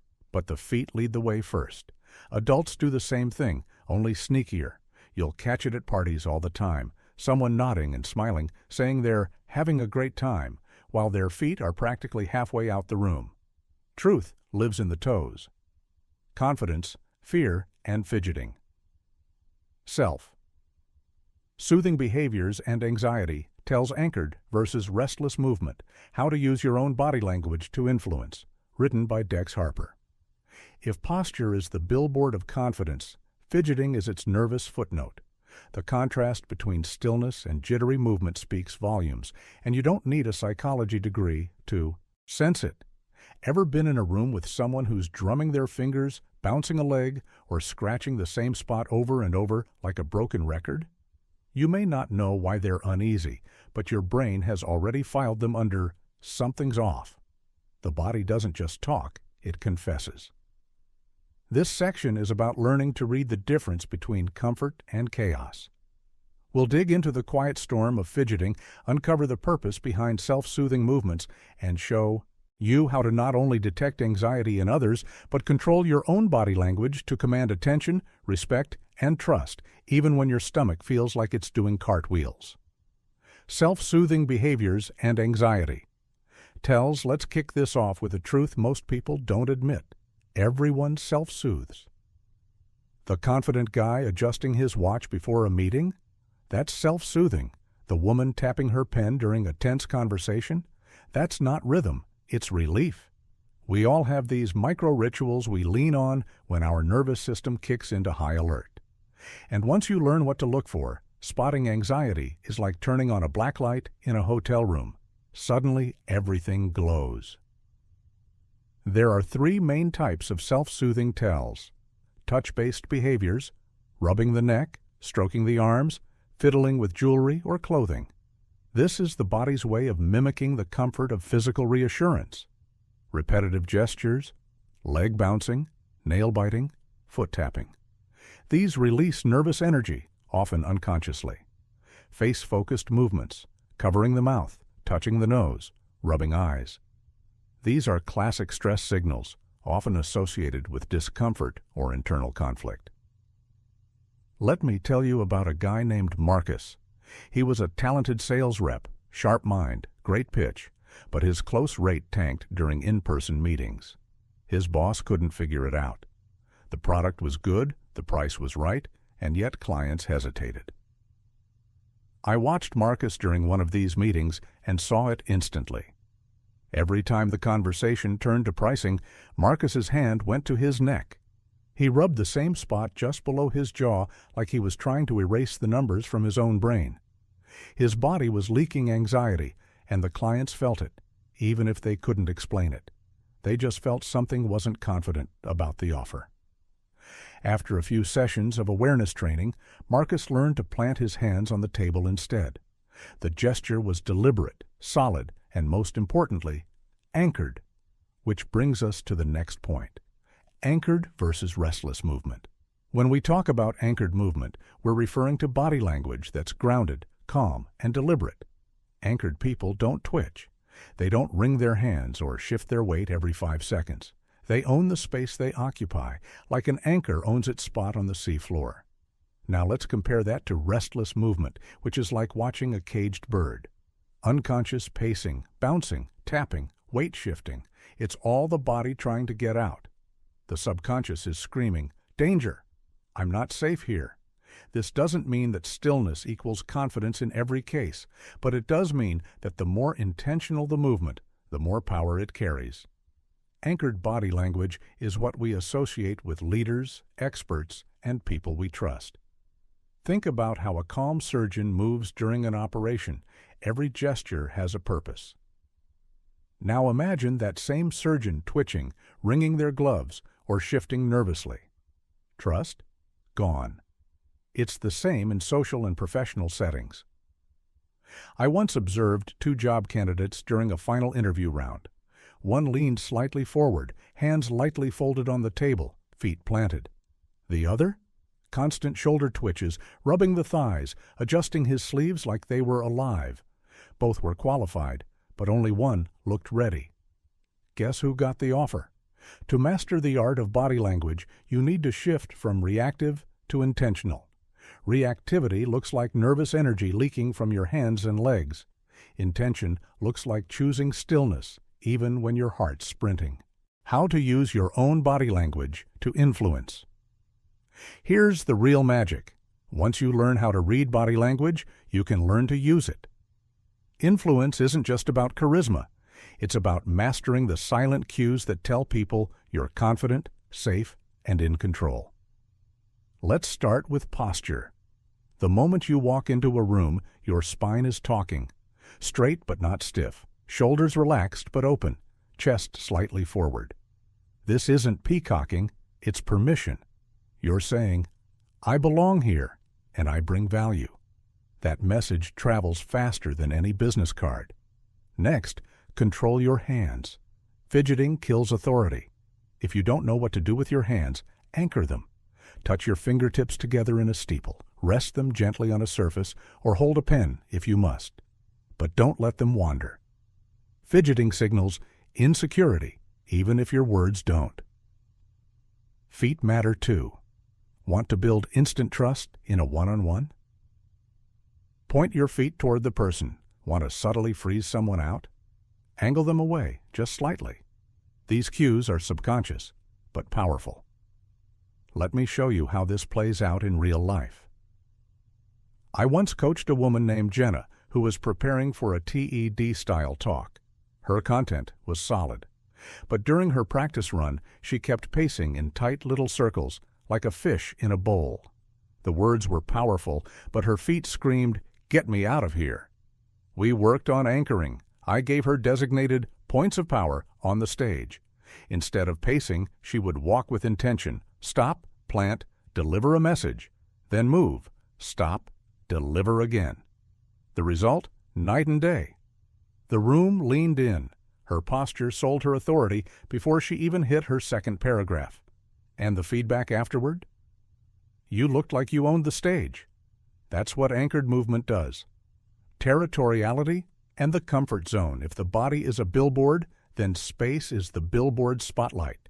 You can read just as much from where someone stands as you can from how they stand. The invisible lines we draw around ourselves, what we call personal space, are more than social norms.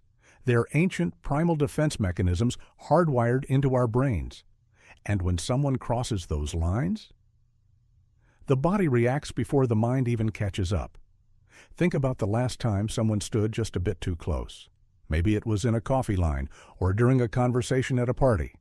You didn't say anything, but your body did. You leaned back, crossed your arms, maybe angled your torso away. That wasn't rudeness, that was instinct, and it's the same instinct you'll start learning to observe and decode in others. Reading body language is not just about the body, it's about how the body relates to the space around it. The invisible fence. We all carry one evening in a London bar. I watched a conversation unfold between two coworkers. At first glance, they looked like old friends. Laughter, loose postures, open gestures. But something shifted. The man leaned in slightly, just a few inches, and the woman's reaction was automatic. A small step back, a wine glass raised almost like a shield, and her shoulders slightly turned away. To the casual eye, the conversation continued. But in that moment, everything changed. He had crossed a line she didn't invite him to cross, not physically aggressive, not inappropriate by any legal standard, but biologically, a territory violation. Her body rejected the invasion before her words ever could. Everyone has what's called a proxemic bubble, a personal comfort zone that surrounds their body. For most people, this zone breaks down like this. Intimate space, 0 to 18 inches. Reserved for close relationships, romantic partners, or those we trust deeply. Personal space, 1.5 to 4 feet. Friends, close colleagues, people we're comfortable with. Social space, 4 to 12 feet. Acquaintances, business interactions. Public space, 12 feet and beyond, for speeches, performances, or when there's no desire for connection. But here's the kicker. These zones are flexible. They shrink or expand based on context, trust, and emotion. What's appropriate at a rock concert would feel suffocating in an office. Cultural background matters too. In Mediterranean and Latin cultures, closer proximity is normal. In Northern Europe or East Asia, space is sacred. So, how do you spot when a boundary's being crossed? The signs are subtle but consistent. A slight lean back, crossed arms, a foot angled away from the person, or the classic fake coffin turn. The body tries to retreat, politely. If the offender keeps closing the distance, the reactions escalate. Tense shoulders, shifting weight, cutting eye contact. You can see it happen in real time, like watching a turtle slowly retract into its shell. Comfort or collision. Reading intimacy versus threat. Now, here's where it gets interesting. Proximity isn't always a red flag. In fact, when someone doesn't flinch at closeness, that's a clue too. It signals comfort, trust, even attraction. Let's say you're in a business meeting. Two people are seated across from each other. One leans in slightly and the other mirrors the move. No shift away, no tensing up, just natural mirroring. That's rapport. That's a green light. But if that same lean in causes the other person to press their back into the chair, to clutch a coffee mug tighter, or to suddenly need something from their bag, the dynamic just flipped. That proximity didn't register as connection. It registered as threat. Here's an example from a corporate negotiation I was once brought in to observe. The deal was tense. Two department heads, let's call them Claire and Rick, were sitting on opposite sides of the table. Claire leaned in and rested her arms on the table as she spoke. Rick mirrored her until she broke the pattern and subtly slid a document halfway across the table toward him, narrowing the space between them. He paused, then leaned back, crossed his arms, looked at the paper. Not her. What did it mean? That physical retreat was his mind saying, I'm not comfortable taking this offer. He didn't say no, but his body did. And Claire, to her credit, picked up on it. She withdrew the paper, softened her voice, and shifted her posture back to neutral. The negotiation picked back up. Eventually, they made a deal. Reading these micro moments of space negotiation is like seeing the conversation under the conversation. Dominance in tight spaces.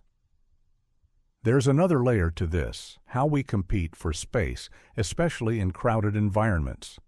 When people feel constrained, like in elevators, subway cars, or busy hallways, they subconsciously assert dominance in small ways. This is where posture meets territory. Have you ever seen someone spread their stuff out across a conference table or drape their arm over the back of a shared chair? That's not comfort. That's claiming space. That's the body saying, "This is mine." In tight quarters, this kind of behavior ramps up. I once watched a silent battle unfold in a shared workspace.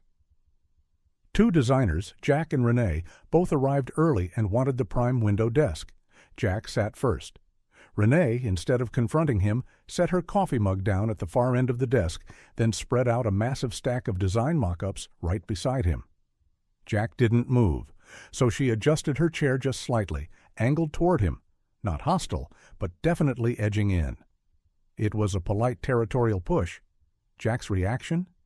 He moved his mouse to the left and huddled in. He wasn't giving up the space, but he was retreating from dominance. That day, Renee won the desk. No yelling, no debate, just spatial negotiation. In tight environments, watch for these cues. Bag or object placement. Is someone expanding their footprint? Arm positioning, resting on shared surfaces, is a space-claiming move. Leg splay, the classic man-spread posture, isn't about comfort. It's about control.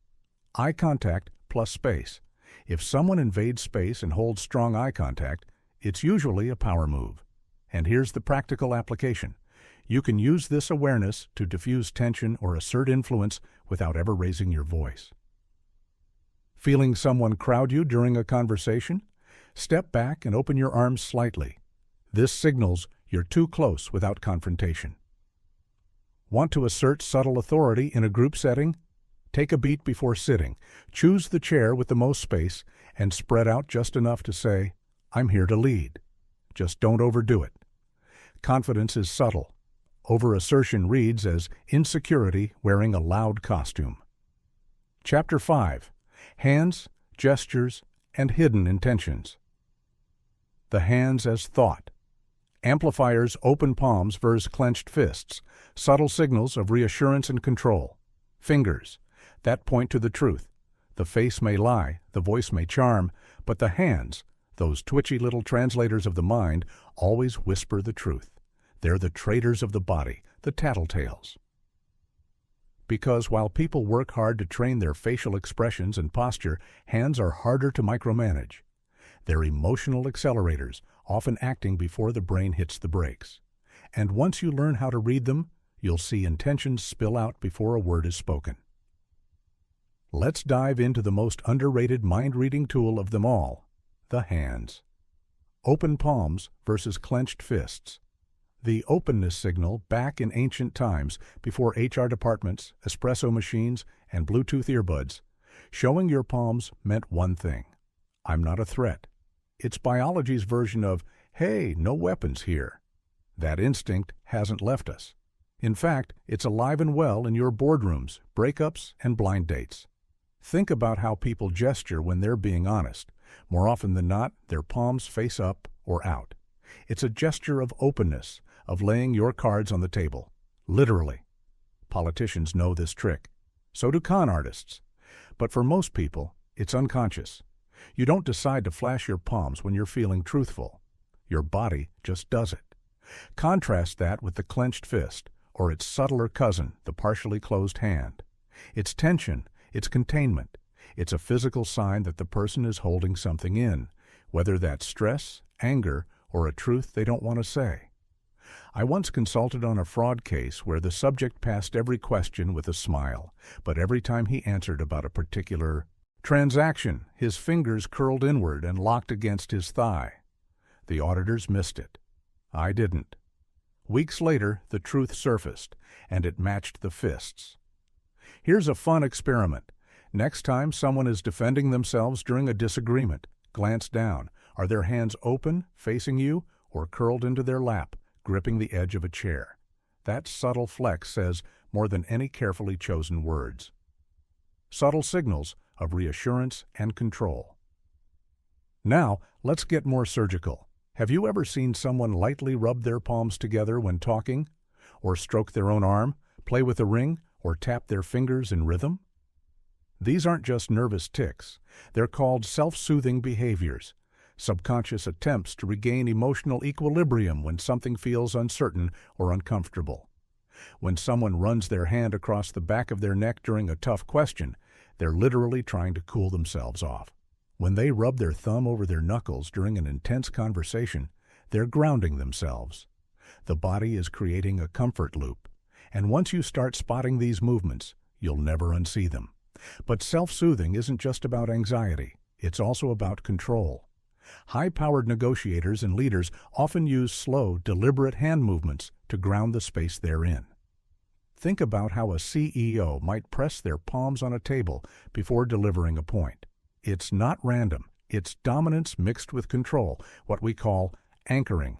There's an old FBI trick I love.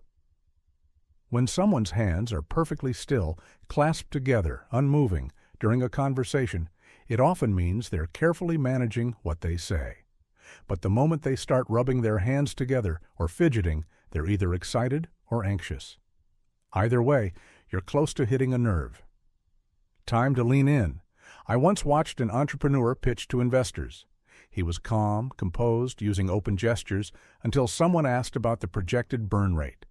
He smiled, nodded, but his hands started tapping, then folded tightly. then rubbed his own leg like he was trying to erase the question. He said the right words. His body said, "I don't believe them either." The hands always confess. Fingers that point to the truth. Pointing is primal. It's how children first communicate what they want. It's how dogs follow human cues without needing to understand a word. And in adults, it becomes a loaded gesture of emphasis, blame, and direction. When someone points with a finger during a conversation, especially if it's sharp, jabbing, or synchronized with their voice, they're showing assertiveness, even aggression. But it's not always negative. In passionate speakers, finger pointing often surfaces when they're truly convicted in their message. You'll see it in pastors, politicians, and football coaches. The more intense the belief, the more likely the fingers start doing the talking. But there's another, more subtle use of fingers. Indexing. Watch how someone gestures when they're recalling a memory or explaining a concept. If their fingers trace the air, point upward, or draw invisible timelines in front of them, they're visualizing their thoughts as they speak. This is a goldmine for mind reading. Why? Because finger movements often sync with the brain's internal imagery. If someone talks about moving forward and gestures to their right, they likely visualize time in that direction. If they talk about a setback and flick a hand behind them, that's their brain's map being shown in real time. These directional cues can help you understand how someone thinks, not just what they say. One time I watched a job candidate talk about his career trajectory. As he spoke about past jobs, his hand drifted to his left. As he spoke about the future, he motioned right. Then, when he mentioned a company he was interviewing at that same week, but said it wasn't serious, his hand still gestured right, like it was part of his forward path. I knew then he wasn't being honest about that not serious claim. His fingers gave him away. And sure enough, 2 days later, he accepted that not serious offer. Practice tip: watch the hands first. If you're serious about learning to read minds through nonverbal cues, start by watching hands before you even look at the face. Why? Because the face lies. The voice lies. The hands? They leak, they act out emotion before it's fully formed in language, and they don't lie well under pressure. Want to catch a liar? Ask a hard question, then look at their hands. Are they tucked away? Do they suddenly vanish under the table? Are they stiff, unnatural? You might be watching someone consciously trying to hide them because they know something's off. Want to see if someone's excited? Check if their hands are loose, gesturing freely, or lightly bouncing as they talk. That kind of energy can't be faked well. And when it's missing, when the hands are still while the mouth is animated, you might be looking at a performance, not authenticity. In fact, some of the best human lie detectors in the world spend less time looking at people's eyes and more time watching what their hands do when no one's watching. Touch and tension.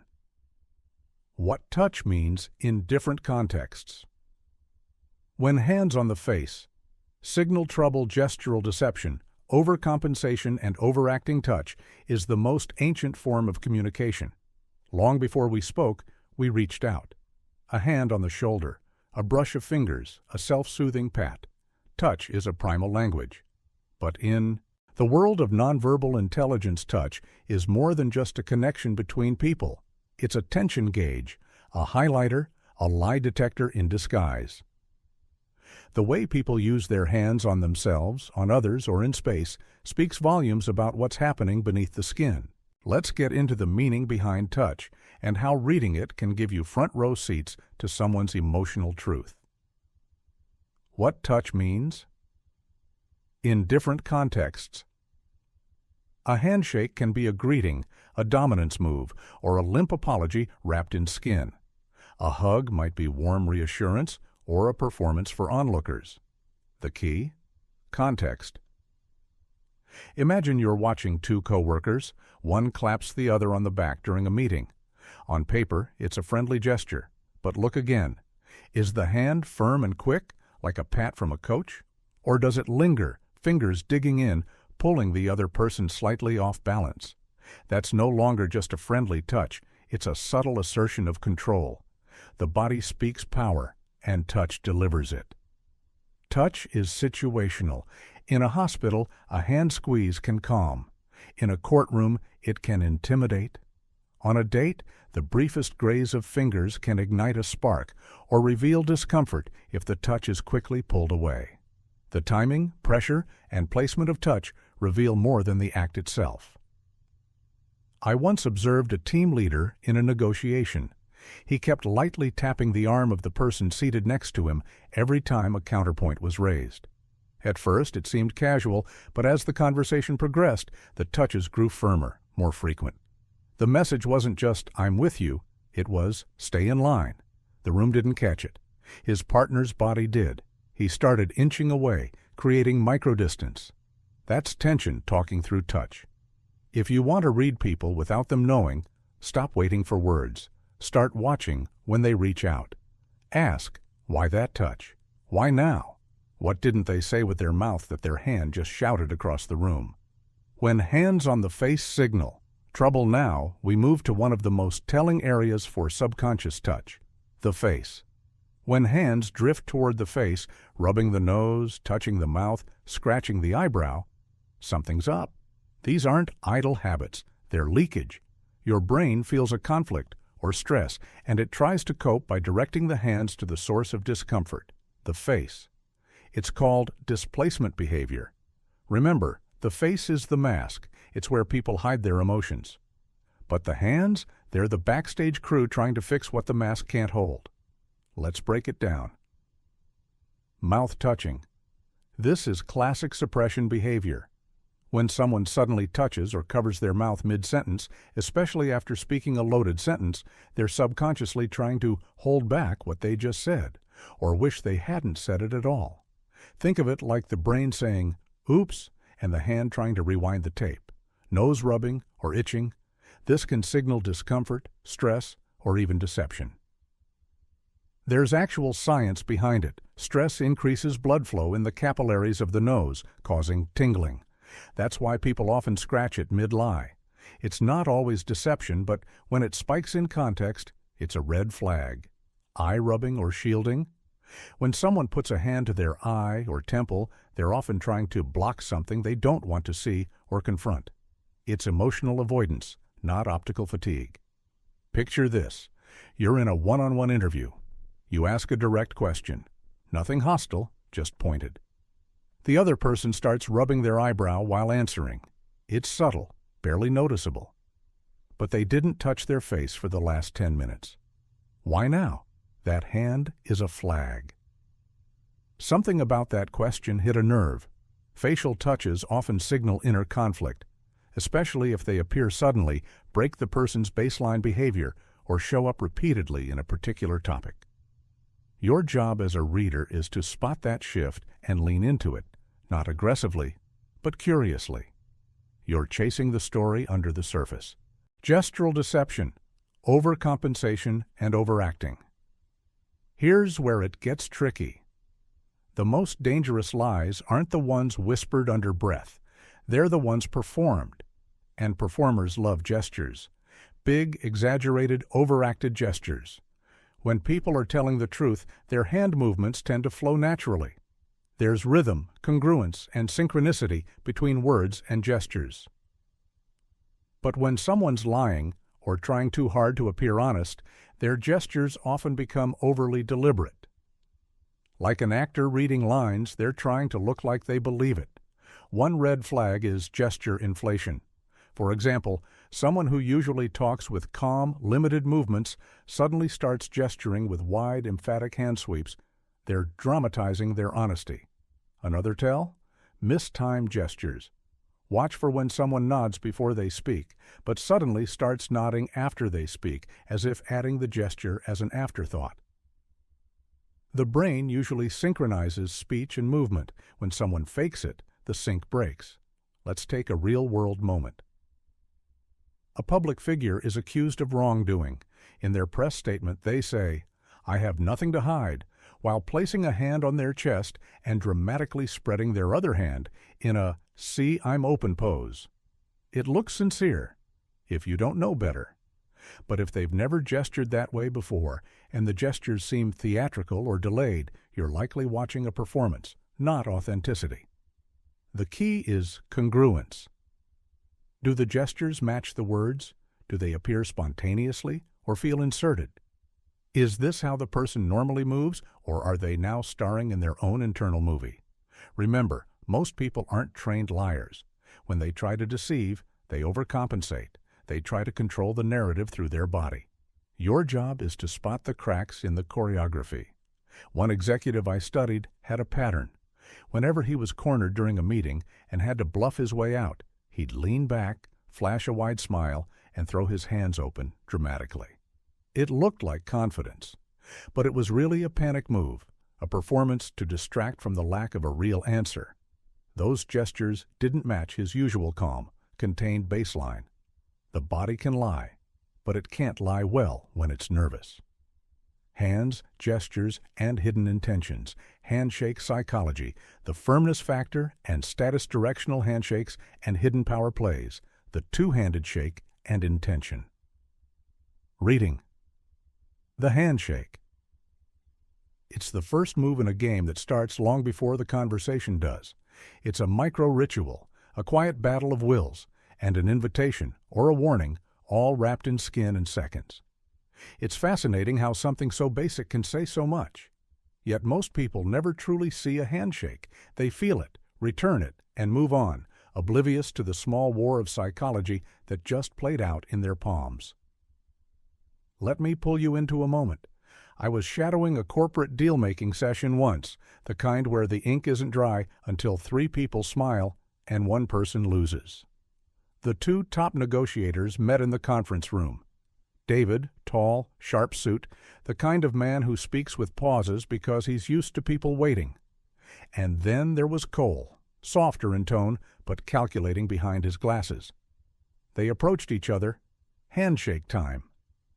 David extends his hand, firm, upright, quick pump. But Cole rotates his wrist subtly, palm slightly turned downward. David's hand is forced into a slight underposition. It's not aggressive, just enough to signal something primal. I'm above you.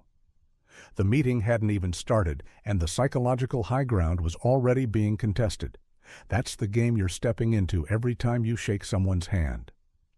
And if you want to read minds without saying a word, this is where you start, in the grip, the angle, the intent, the firmness factor and status. The firmness of a handshake speaks directly to confidence, or the performance of it. A limp handshake says one of 2 things. Either the person is insecure or they're trying to appear submissive for strategic reasons. I once interviewed a political candidate who gave me a handshake so light it felt like she handed me a damp rag. But the rest of the interview? Power, vision, sharpness. The limpness was calculated, a misdirection. She let others feel bigger to gain trust. Smart. Then there's the death grip, the handshake equivalent of shouting. People who squeeze too hard often do it to assert dominance, but it usually screams insecurity wearing a costume.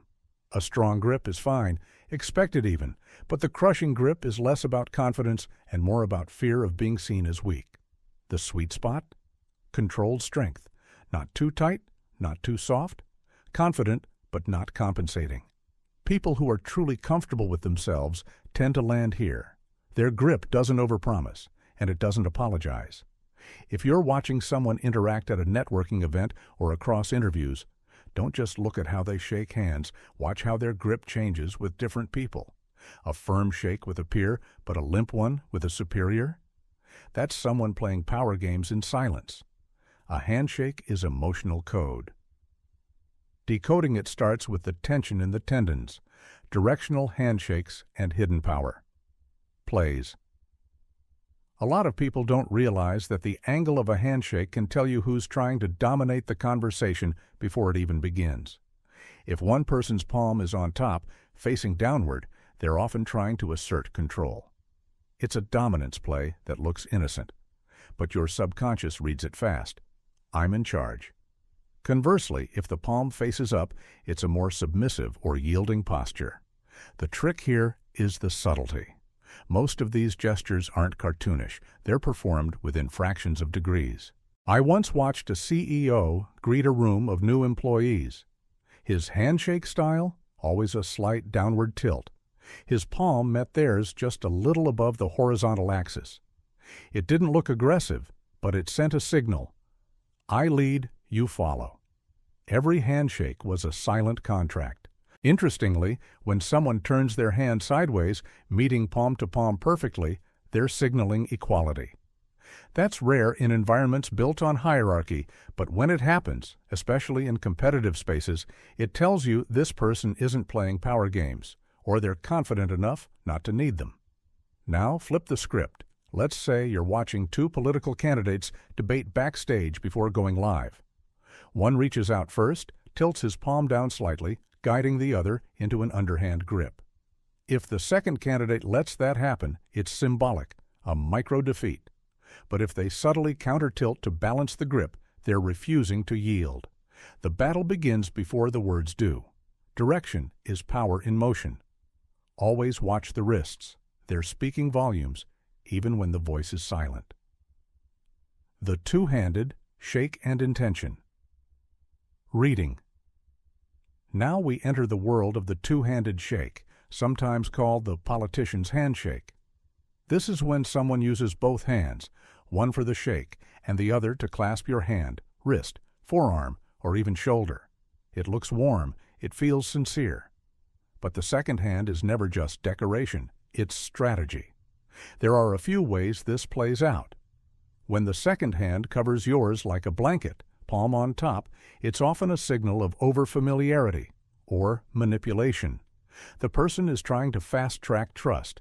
It can come across as warm or intrusive, depending on the timing and the relationship. I once saw a man use this shake at a funeral to every grieving family member. It was meant to say, "I'm here for you." But because he was a distant acquaintance, it landed as performative. One woman actually pulled her hand away mid-shake. That tells you everything. Other times, the second hand moves higher, to your wrist or forearm. That's not warmth. That's control. It's a way to anchor you, to keep you close. It can even feel slightly invasive. The more personal the touch, the higher the level of dominance or desperation behind it. And when that second hand reaches the upper arm or shoulder, that's peak performative sincerity. Usually used by salespeople, politicians, or manipulators who want to appear connected without earning it. It's intimacy without intimacy. That move should immediately trigger your inner radar. But here's the twist. Not all two-handers are bad. In genuinely emotional moments, say, comforting a grieving friend or thanking someone for a life-changing favor, the double-handed shake can be sincere. The difference is intention, which shows in timing. If it's spontaneous and the relationship warrants it, it's real. If it's rehearsed and repeated across strangers, red flag. Your goal isn't to judge, but to read. What does this person want me to feel? Then ask, did they earn the right to ask me to feel that way? Chapter 6. Voice, Tone, and the Unspoken Message. The hidden meaning in tone. Vocal cues for dominance and submission. When pitch betrays emotion, speaking patterns that reveal insecurity. You can tell someone's lying without them saying a word. But here's the twist. Sometimes it's how they say the word that gives them away, not the word itself. Ever been on the phone with someone and known something's off? No facial expression, no gestures, not even eye contact, just their tone, and boom, your gut sounds the alarm. That's no accident. The voice is one of the most honest liars in the human body. It slips up in ways the brain can't always catch in time. The words may be rehearsed, measured, even brilliant. But the tone, that's the raw signal, the emotional Wi-Fi channel streaming from the limbic system straight to your ears. Let's decode that channel. Vocal cues for dominance and submission power doesn't just walk into the room, it speaks. And it does so in a specific tone, cadence, and pitch that can't be faked for long. Dominant people tend to speak with a slow, steady cadence. Their words aren't rushed, they take their time. Why? because they're not seeking approval. They're not afraid to pause and let silence stretch. In fact, they own the silence. Take military commanders, top CEOs, or confident negotiators. You'll notice a vocal pattern that's grounded, clipped, and controlled. No unnecessary upward inflection, no fillers like or I think. Just clear, economic delivery. That vocal certainty sends a signal. I'm not asking for space. I already occupy it. On the flip side, submissive tone is often characterized by uncertainty, higher pitch, quicker pace, and a tendency to trail off at the end of sentences. It's not just what they say, it's the question mark that sneaks in even when they're not asking one. I once listened to two junior lawyers presenting to a boardroom of stone-faced execs. One stuttered and sped through her data, voice climbing higher with every sentence, as if she was asking for permission to speak. The other lawyer? Calm, measured, slight drop in tone at the end of each point, like closing a book with quiet finality. Guess who got invited back? Your vocal presence, or lack of it, writes your social role in invisible ink. Learn to listen for it.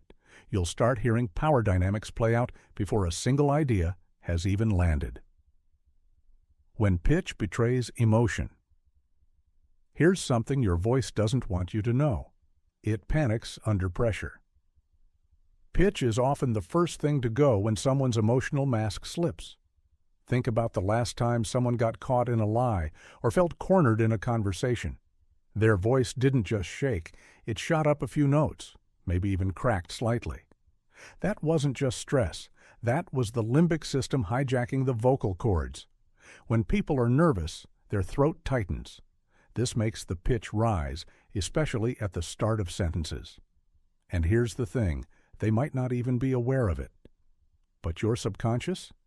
Oh, it notices. Now, anger is a different animal. It doesn't necessarily raise pitch, it flattens tone. Think of someone simmering with rage. Their voice goes lower, harder. They cut words off instead of drawing them out. There's a clipped edge to every syllable, like they're chewing glass and spitting it between lines. That monotone isn't boredom, it's containment. Then there's sadness, which softens and slows the voice. Words stretch. There's less vocal strength, less projection. Think about someone describing a loss. They might try to hold it together, but the voice almost dissolves in the telling. This is where real-time mind reading kicks in.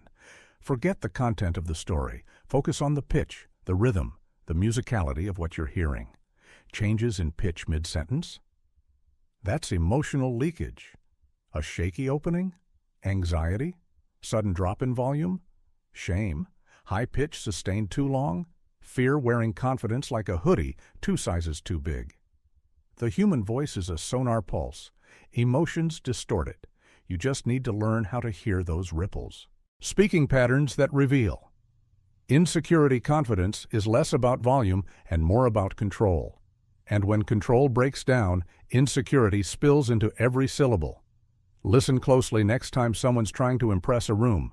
The overtalker, the one who fills every silence, rushes through their ideas without breathing, interrupts themselves. That's not dominance. That's a fear of not being interesting enough. Their mouth is sprinting to outrun doubt. People who use filler words, like, I guess, sort of, are subconsciously hedging. They're padding their message to soften the risk of rejection. It's verbal bubble wrap. Then there's the apologetic tone, the sorry to bother you voice, even when someone's well within their rights to speak. You'll hear this a lot in people conditioned to avoid conflict. They shrink their vocal presence before they even enter a conversation. Their pitch rises. Their sentences end like questions. Their volume is just shy of confident. In one coaching session, I worked with a brilliant software engineer, off the charts IQ but painfully self-effacing. She'd start every insight with, "This might be stupid, but," and then proceed to drop gold. When we worked on eliminating that phrase, her influence in meetings shifted overnight. Same ideas, new tone, new presence. What people say is their intellectual layer, but how they say it is their emotional fingerprint. Stammering, overcorrection, sudden shifts in tone, over-explanation. These are all smoke signals from the ego trying to protect itself. And the moment you tune into those patterns, you start seeing the person behind the performance. Bonus lens. The pattern break. One of the most powerful tools in tone reading, the pattern break. It's when someone suddenly shifts their vocal rhythm or pitch during a conversation.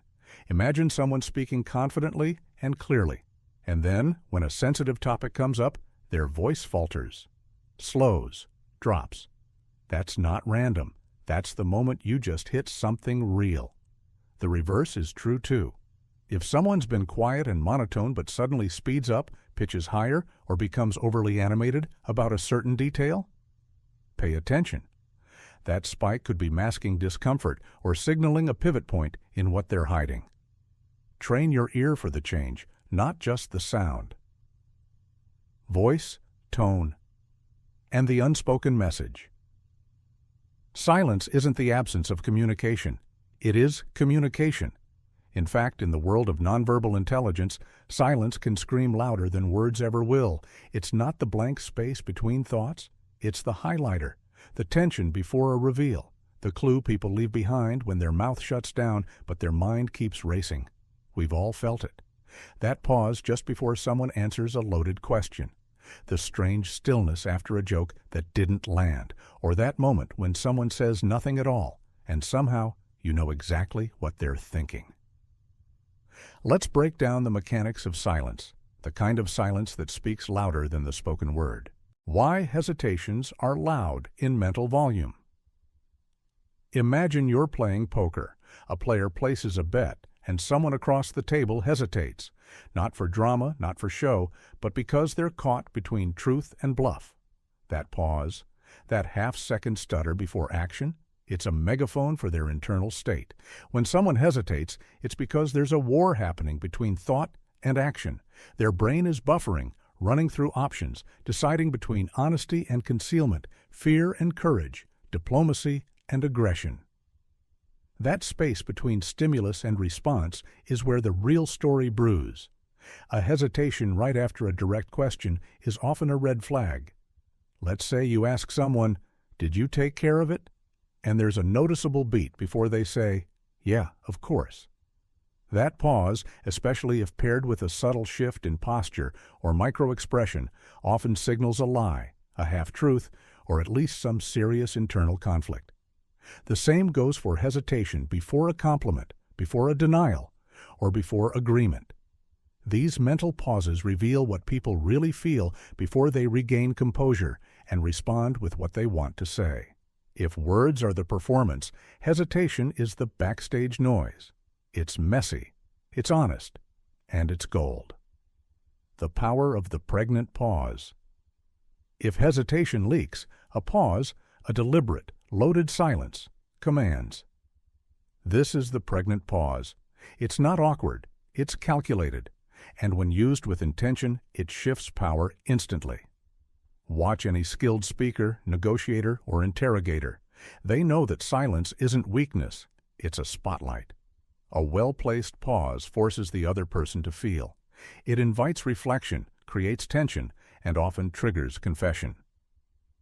In FBI interrogation training, agents are taught the power of the pause. Ask the question, then shut up. Let the silence do the squeezing. People hate a vacuum in conversation. They rush to fill it. That rush? That's when the truth slips out. Let's say you're having a tense conversation with someone and they throw out a shaky defense. "I didn't mean anything by it." Don't respond. Just pause. Let it hang. Watch them squirm. That discomfort often leads to, "Okay, maybe I was a little harsh," or "All right, I wasn't thinking." The pause pulled the real answer to the surface. In interviews, good journalists do the same. Ask the hard question, then wait. Not impatiently, but expectantly. That pause isn't empty. It's a challenge, a mirror, a microphone for the unspoken. Pregnant pauses also give you control. Instead of rapid-firing back in conflict or debate, try pausing. That beat gives you time to think, to adjust tone, to strategize. But more importantly, It unsettles the other person. It makes them wonder what you're thinking. It shifts the balance. In high-stakes rooms, silence is dominance. It's the luxury of being unfazed. The more comfortable you are with pausing, the more powerful you'll appear, and the more honest responses you'll get. Awkward silences and what they tell you. Now let's talk about a different kind of silence, the awkward kind. This is the space where things get uncomfortable fast, not because of tension or strategy, but because something beneath the surface is being avoided, denied, or just plain mishandled. Take a conversation that starts light, jokes, casual talk, but suddenly shifts when someone brings up a touchy subject. So, how's your marriage? Cue awkward silence. Shuffling. Eye contact breaks. Someone coughs. The silence isn't just awkward, it's informative. This kind of silence tells you where the emotional landmines are. People freeze, fidget, or suddenly change the subject. All of these are avoidance responses triggered by discomfort. You'll also notice awkward silence when someone is pretending to care but doesn't.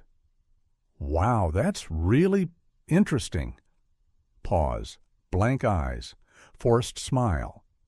The silence after the statement is louder than the words themselves.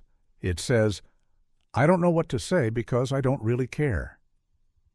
Even small pauses in storytelling can speak volumes. Ever heard someone describing a memory and they pause suddenly in the middle? That can mean the story just hit a nerve. Their voice may catch. They might go quiet before saying, "Anyway," and rushing past the moment. That pause, that's where the pain is hiding. In conflict, awkward silence shows fear, insecurity, or the anticipation of consequence. It's a defense mechanism. Silence becomes a fortress, one that says, if I speak now, I might lose control, be judged, or say too much. The key is not to fear awkward silence, but to notice it, sit with it. That's often where the truth is buried. Practical power. Using silence as a tool. Let's flip the lens. You now know how to read silence, but can you use it? Try this. Next time someone's speaking to you, especially if emotions are involved, hold the silence a little longer before responding. Nod. Stay present. Don't fill the space too fast. That moment of stillness shows confidence. It gives the other person room to continue, often revealing more than they planned. In negotiations, use the strategic delay. Ask for a better offer, then go quiet. No justifications, no nervous laughter. Just let the discomfort do the work. People tend to negotiate against themselves in silence. In relationships, silence can signal presence or punishment, depending on how it's delivered. Silence with open body language and eye contact is an invitation to go deeper. Silence with crossed arms and dead eyes? That's stonewalling. Be intentional with it. Silence isn't just an empty space between thoughts. It's a psychological tool, an emotional revealer, a confidence amplifier, and, when used correctly, a mind-reading instrument in itself. Voice, tone, and the unspoken message. Detecting lies through vocal inconsistencies, speed, stumble, and the stiff reply, monotone versus melodic speech. Reading intent, contradictions between words and sound. A lie doesn't always crack with a dramatic pause or a panicked glance. Sometimes it slithers out dressed in normal words but wearing the wrong voice. People think lies are told with words. They aren't. Lies are told in speed, in stumble, in a voice that doesn't match the music of truth. A skilled observer doesn't just hear what's said, they hear how it's said. That's where the truth gets lazy and slips up. Let's start with speed. Imagine someone calmly chatting about their weekend. Casual, smooth. Then suddenly you ask, "Were you with them last night?" And the reply fires back too quickly. "Yes, of course." Fast, too fast. The kind of fast that comes from fear, not confidence. When people lie, their brain enters a high-stakes edit mode. They want to get the lie out before their body betrays them. So they rush, or they slow down unnaturally, like they're choosing every word from a legal document. Neither rhythm is normal. Take a story I once heard from a negotiator named Lyle. He was buying a car off a guy who insisted it had never been in an accident. When Lyle asked him again casually, "Not even a fender bender?" the guy replied, "Nope, not at all. I mean, no, of course not," in one breath, fast and stiff like a deer caught in headlights. It wasn't the words, it was the delivery, the speed, the stumble, the mechanical tone. So Lyle did some digging. A quick VIN check showed 2 past insurance claims, both minor but both real. The guy's voice gave it up before the paperwork ever did. Then there's the stiff reply, the kind that sounds like it's been pre-approved by a PR team. Flat, clipped, almost robotic. This is especially common in people who are trying to hide discomfort or control their emotions. They're afraid the emotion will leak through the tone, so they iron their voice into something sterile. But real people don't talk like robots. Real emotion has texture, rhythm, unpredictability. When someone's response lacks that natural variation, when their voice is too controlled, that's often a red flag. Think about the last time someone was genuinely upset. Their voice probably cracked, or their pitch jumped unexpectedly, or they repeated themselves. That's human. Now contrast that with someone saying, "I'm not upset," in a voice so flat it could be a text message. Which one do you believe? That brings us to monotone versus melodic speech. When someone speaks with emotional authenticity, their voice rides a wave. Excitement pulls the pitch higher, sadness softens it, anger sharpens it. But lies? Lies tend to live in the valleys. The voice flattens. This isn't always on purpose. It's often subconscious. The brain knows the words are false, so it withdraws emotional investment from the delivery. The result? The voice goes cold or weirdly steady or emotionally inconsistent with the content. Imagine a woman saying, "I'm really happy for you," but her tone sounds like she's reading a grocery list. Or a guy insisting, "It was such a fun night," but his delivery drags like a funeral procession. That mismatch is where the lie lives. Truth and tone should walk in sync. If the story is warm, the voice should be too. If the statement is passionate, the tone should rise. If those things don't match, don't trust the words. Trust the sound. Let me give you a real-world example. A client once came to me suspicious about his business partner. "He says he believes in this project," the client told me. "But every time he talks about it, he sounds like he's pitching something he doesn't even buy himself." We reviewed a few of their Zoom calls. The partner said all the right things. "This has massive potential. I'm fully committed. I'm in it for the long haul." But his tone was flat, lifeless, no fire, no conviction. His voice didn't rise or lean in when he spoke about the future. It hovered, unsure, emotionally disconnected. 3 weeks later, the partner pulled out of the deal. He'd been lying, not with his words, but with his voice. His tone knew what his mouth wouldn't say. And this is where contradictions between words and sound become crucial. The average listener only tunes into the content. The trained listener hears the dissonance. You learn to detect the way someone says, "I love it," with a tone that whispers, "I'm done." Or the way someone says, "I'm fine," but their voice betrays a crack of sadness or frustration. This contradiction is like an internal tug of war. The words are going one way, the voice is pulling in another. It creates a subtle cognitive friction, and you feel it even before you know why. That's your intuition kicking in. Ever had a moment where you walked away from a conversation thinking, something felt off? That's your mind catching the mismatch between word and tone. The truth was right there, in the hesitation, the pitch drop, the flatness in a line that should have had spark. Sometimes this contradiction even happens mid-sentence, like someone saying, "No, seriously, I'm totally okay," with a laugh that doesn't match the tension in their voice, or a boss saying, "We really appreciate everything you do here," while their tone screams, "But we're replacing you soon." The voice always leaks the blueprint of the speaker's emotional state. It's like sonar. You just have to tune into it. So how do you train yourself to catch these inconsistencies? Start by listening to people without watching them. Strip away the body language. Close your eyes or turn away. Focus only on how they speak. Do their words match the way they're said? Does the tone elevate or undercut the message? Then reverse it. Watch a video with no sound. Just read the lips and the face. Then play the audio and see how it matches, or doesn't. That contrast will sharpen your ear. Another trick, listen to recorded calls, customer service chats, even political speeches. Look for moments when the speaker's voice tightens, or speeds up, or loses emotional warmth. Those are pressure points. That's where the truth tried to break through. The goal isn't to become suspicious of everyone. It's to become aware, to hear when someone's words and their voice are dancing to different rhythms. Because here's the truth. People rehearse their lines. They plan what to say. But few ever practice the tone. That's where the unconscious slips in. That's where you, the observer, step in. The lie doesn't live in the sentence. It lives in the delivery. And once you train your ear to hear the difference, you'll never be fooled by words again. Chapter 7. Cluster Reading and Context. One sign is never enough. Why body language is a symphony, not a solo. Spotting congruence versus mixed signals baseline behavior versus reactive behavior.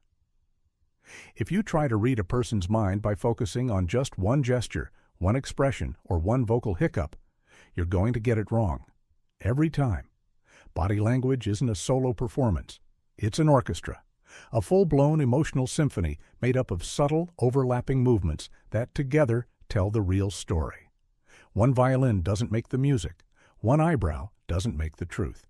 The mistake most people make is falling in love with a single aha cue. They see someone cross their arms and instantly assume defensiveness.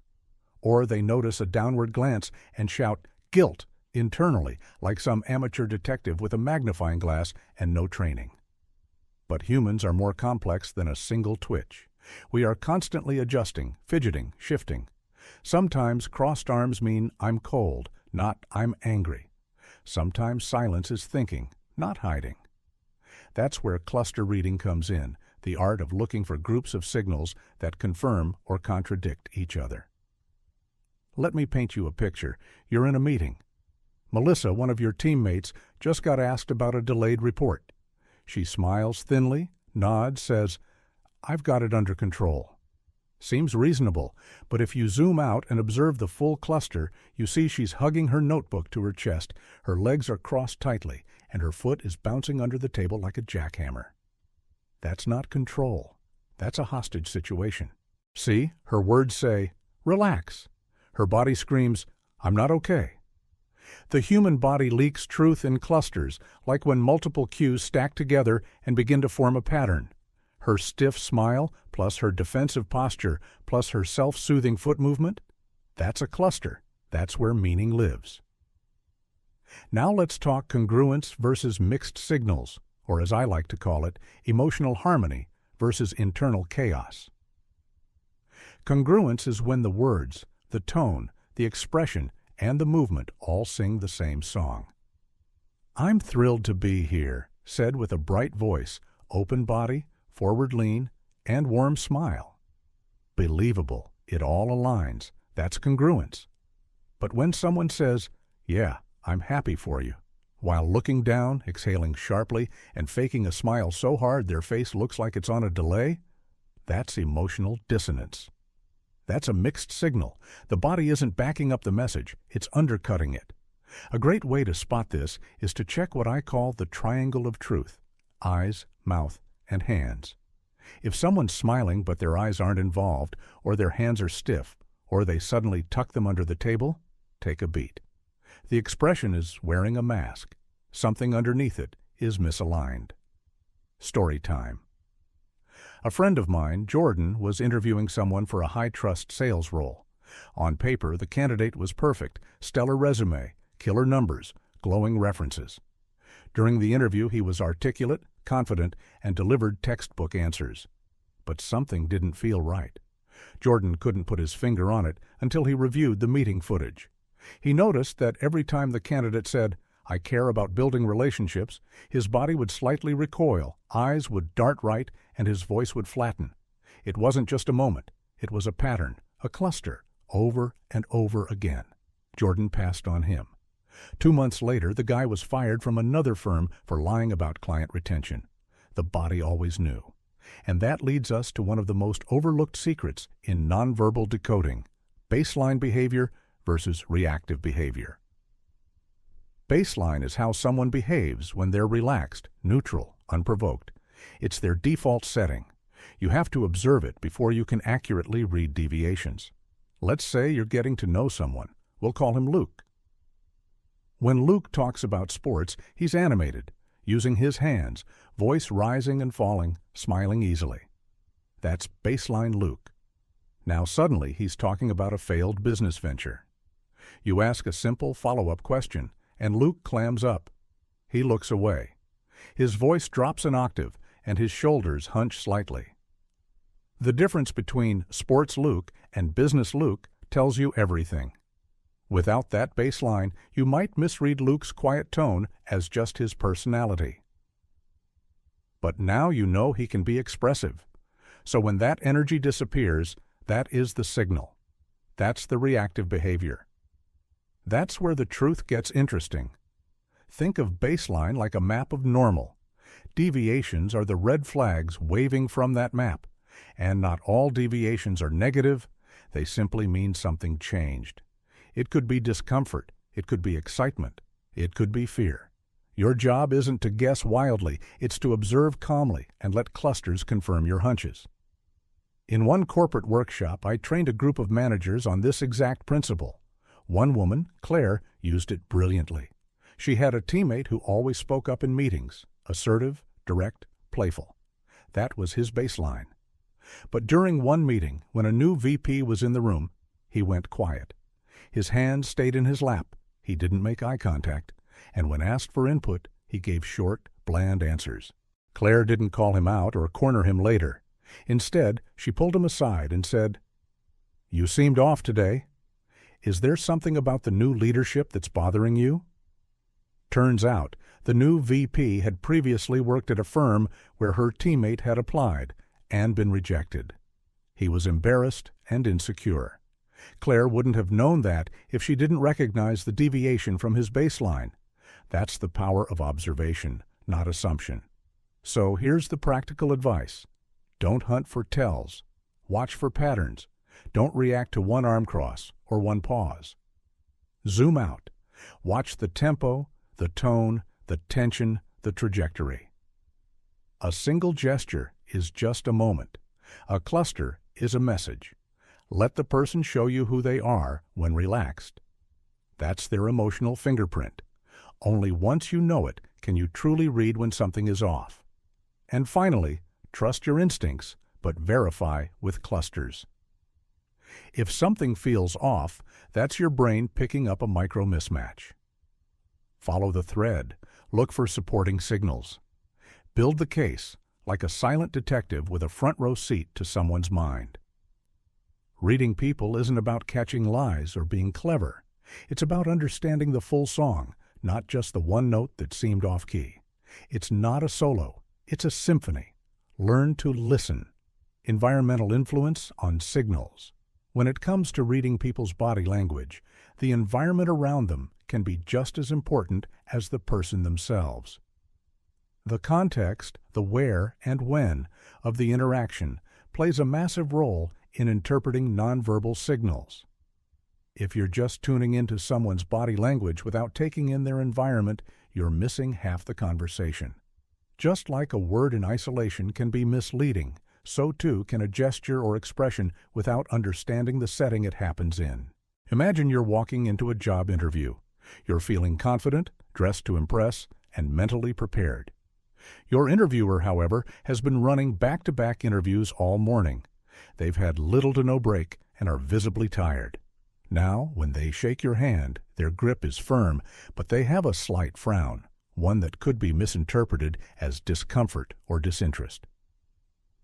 If you don't account for the fact that they are in a high-stress environment, you might jump to conclusions about their feelings toward you. But when you add the stress of back-to-back interviews, their frown likely isn't about you. It's simply the product of a long, taxing day. This is where high-stress versus low-stress scenarios come into play. The context in which a person is operating directly affects how they respond physically to external stimuli. The same person might show very different cues depending on whether they're in a high-pressure situation, say a job interview or a court case, or in a relaxed, low-stress scenario like at a barbecue with friends. Reading someone's cues in these vastly different contexts requires careful attention to the emotional landscape they're navigating. Reading cues in high-stress versus low-stress scenarios.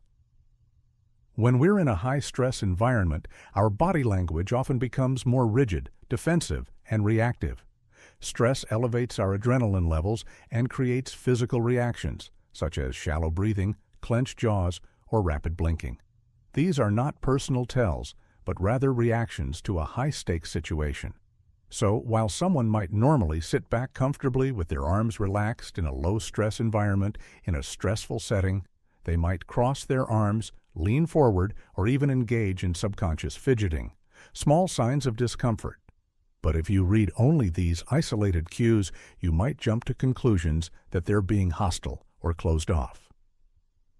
Take, for example, someone presenting a new project idea to their boss in a tense meeting.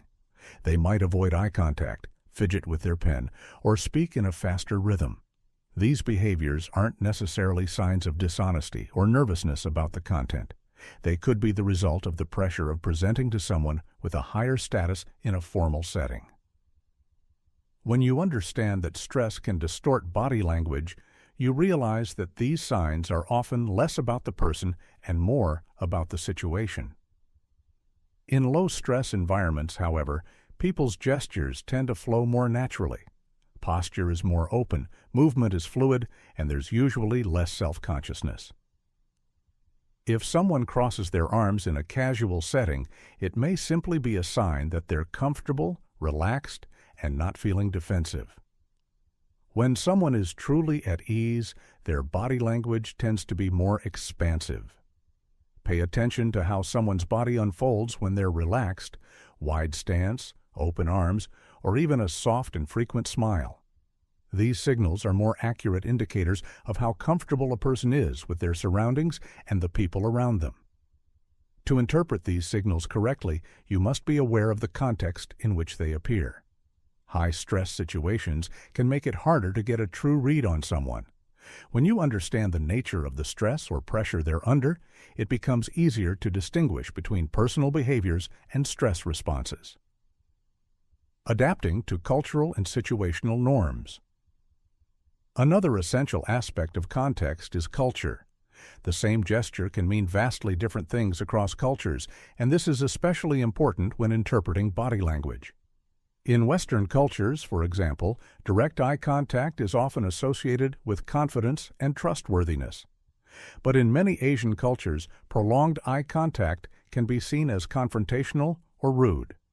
Similarly, a firm handshake is seen as a sign of respect in the U.S., but in some cultures, a soft handshake or even bowing might be the preferred gesture. Understanding cultural norms is crucial when you're trying to read someone's body language accurately. If you're traveling to another country or dealing with someone from a different cultural background, you must educate yourself about their customs, gestures, and expectations. What may seem like a closed body posture to you could actually be someone's respectful way of listening in their culture. Let's consider a situation where you're dealing with a colleague from Japan in a meeting. They avoid direct eye contact during the conversation, which may initially lead you to think they're uninterested or hiding something. But in their culture, indirect eye contact is often a sign of respect, especially when communicating with someone in a position of authority. If you assume their lack of eye contact is a sign of discomfort, you'll miss the mark. Here, your ability to adapt to their cultural norms will make the difference between an accurate read and a misinterpretation. Cultural adaptation doesn't stop with eye contact.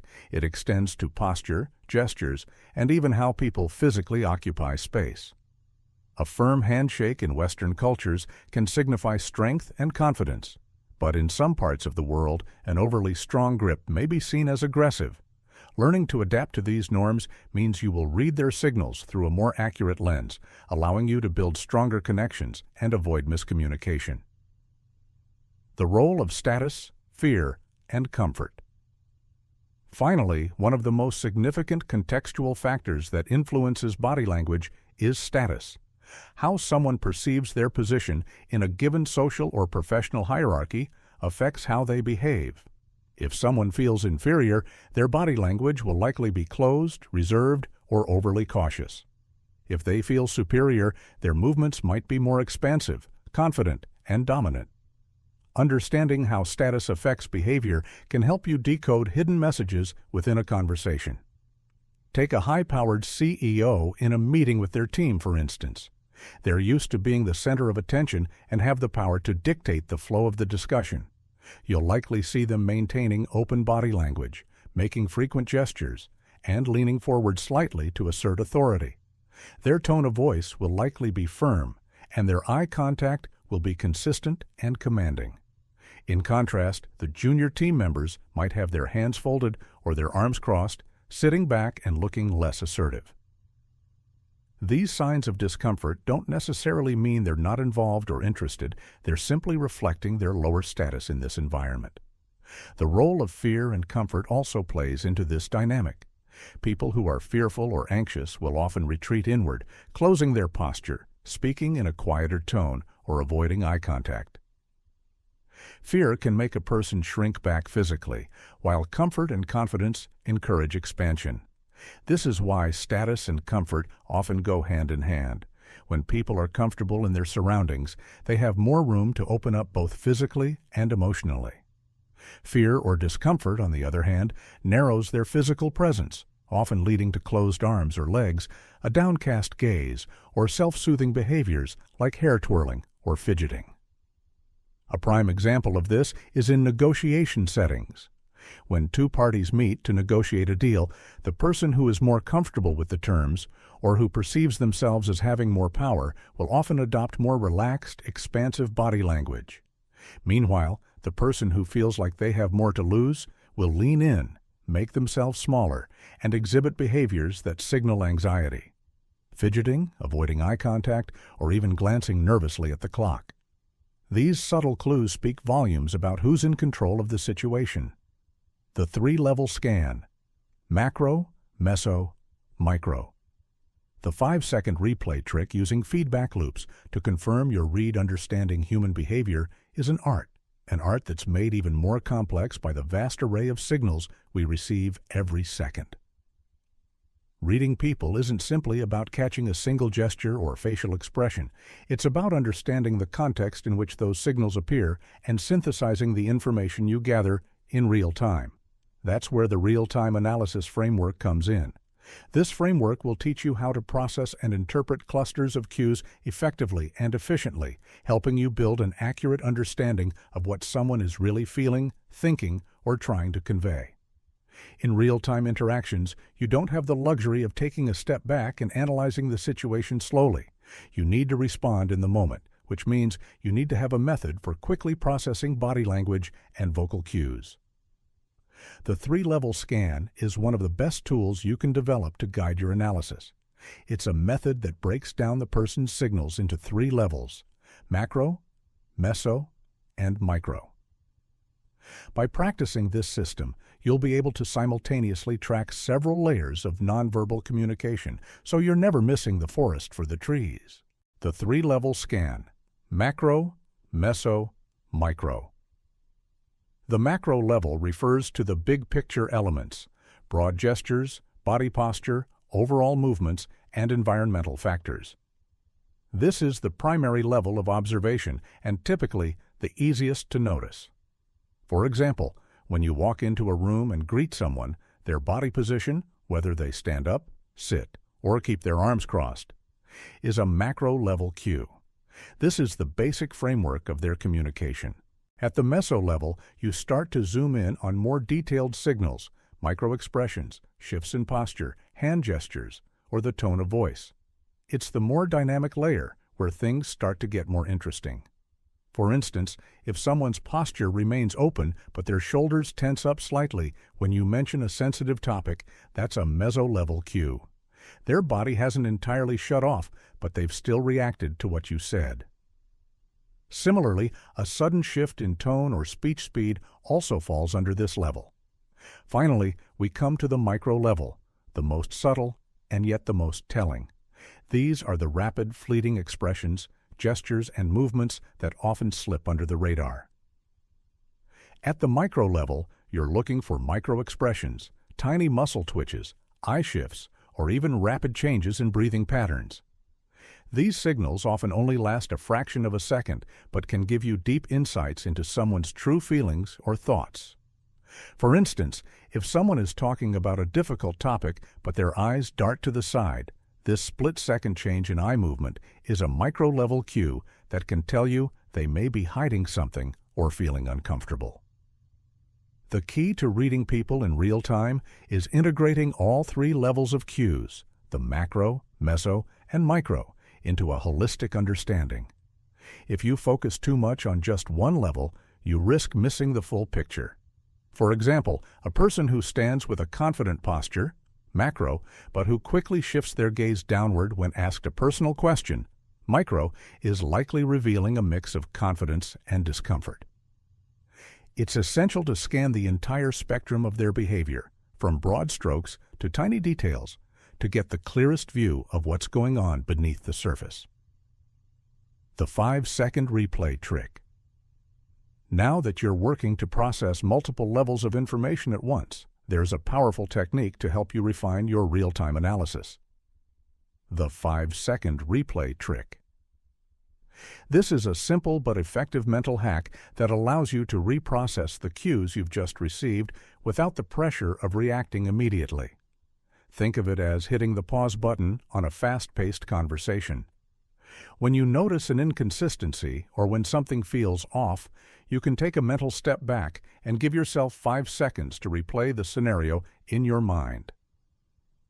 This trick works wonders for confirming hunches and analyzing initial impressions that might be based on fleeting or incomplete data.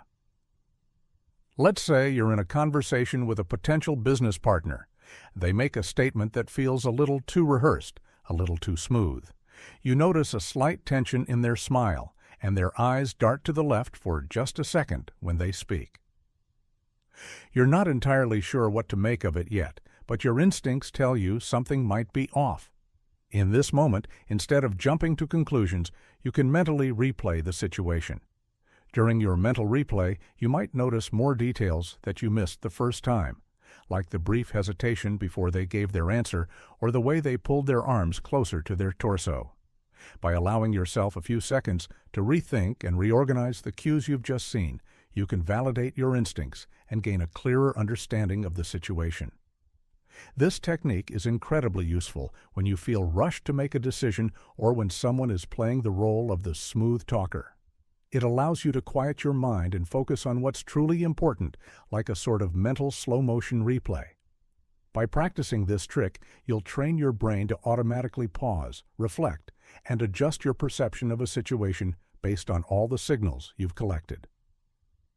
Using feedback loops to confirm.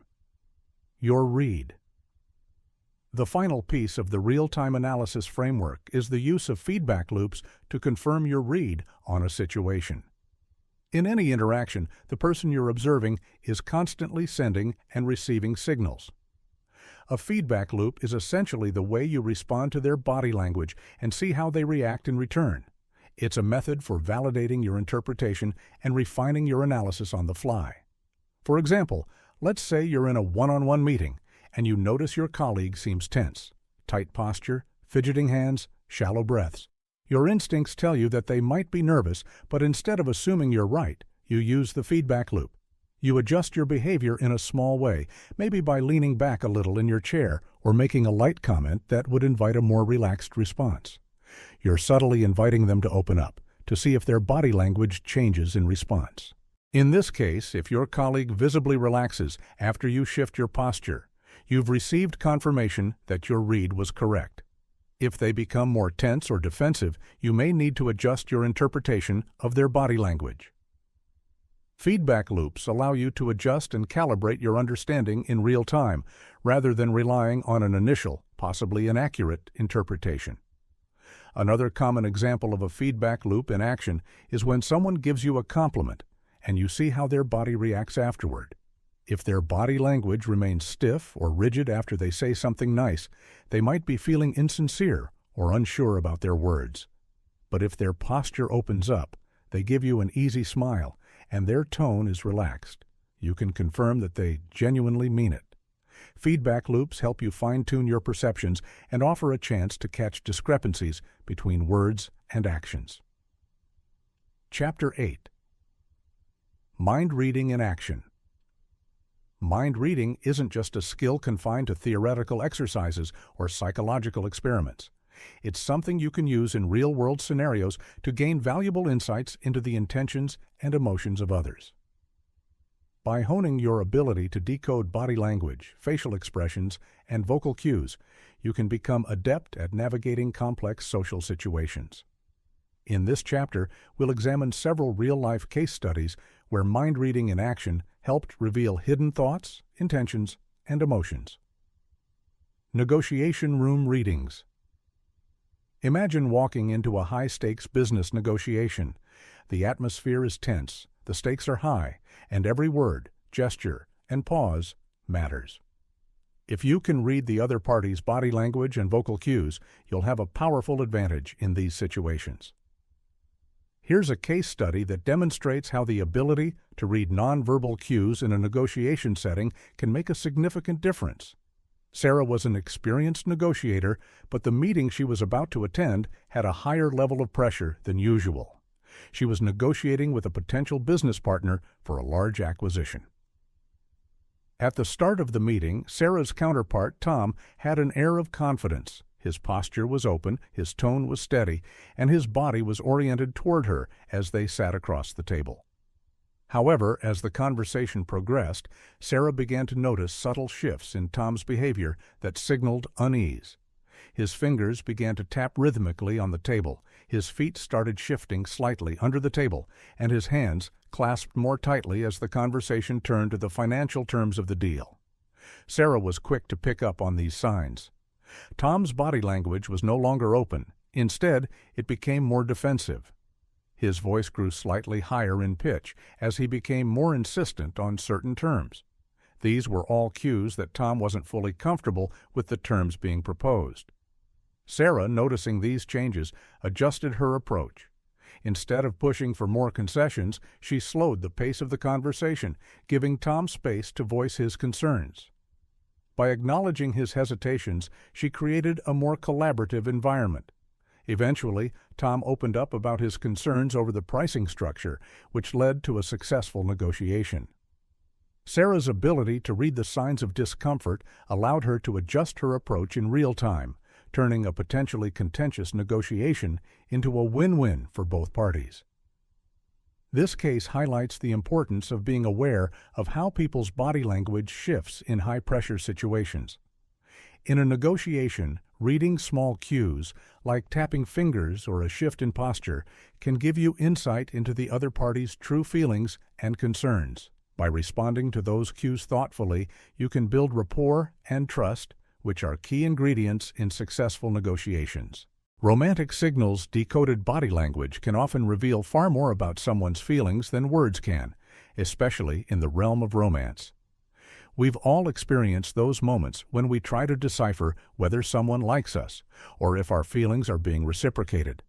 In this section, we'll explore a case study of how someone was able to decode romantic signals and gain clarity in an otherwise ambiguous situation. Jack had been seeing Olivia for a few weeks, but he couldn't shake the feeling that she wasn't as invested in their budding relationship as he was. While they shared great conversations and laughs, Jack noticed that Olivia's body language was often closed. She would frequently fold her arms during their dates and kept a noticeable distance between them. At first, Jack thought it was just her personal space preference, but there was something about her movements that didn't sit right. Jack decided to analyze her body language more carefully. During one of their outings, as he leaned in to share a personal story, Olivia's eyes didn't meet his. Instead, they shifted around the room, a clear sign of avoidance. Her smile, while present, didn't reach her eyes. These are classic signals that suggest someone may be emotionally distant or not fully engaged. But then, something interesting happened. Later in the evening, when Jack casually placed his hand on the back of her chair, Olivia's posture relaxed. She leaned into his touch, just slightly. Her hand brushed his, and her breathing slowed. The change in her behavior was subtle, but it was there. Jack could tell that there was more to Olivia's feelings than she had initially let on. The next time they met, Jack was more open about his feelings. He didn't push her, but instead invited her to share her thoughts. Olivia confessed that she had been nervous about getting close to someone so quickly after a previous breakup. She had been holding back because of that fear, not because she wasn't interested in him. This case study highlights how body language can tell you whether someone is ready to open up emotionally, even if their words don't quite align with their feelings. By paying attention to small cues, like shifting posture, avoidance of eye contact, or subtle signs of relaxation when you get closer, you can read the emotional state of the person you're interested in and adjust your behavior accordingly. Romance, more than any other area, relies heavily on unspoken signals. Mastering the art of interpreting these signals can lead to deeper, more meaningful connections. Reading tension in group dynamics. Understanding group dynamics is another critical skill in reading minds without saying a word. In group settings, people are constantly sending signals to each other, whether consciously or subconsciously. Whether it's a business meeting, a social gathering, or a family dinner, the way people interact with each other can provide you with insights into the unspoken tensions, alliances, and conflicts in the room. Take, for example, a case study from a corporate meeting where a team of executives was discussing a new marketing strategy.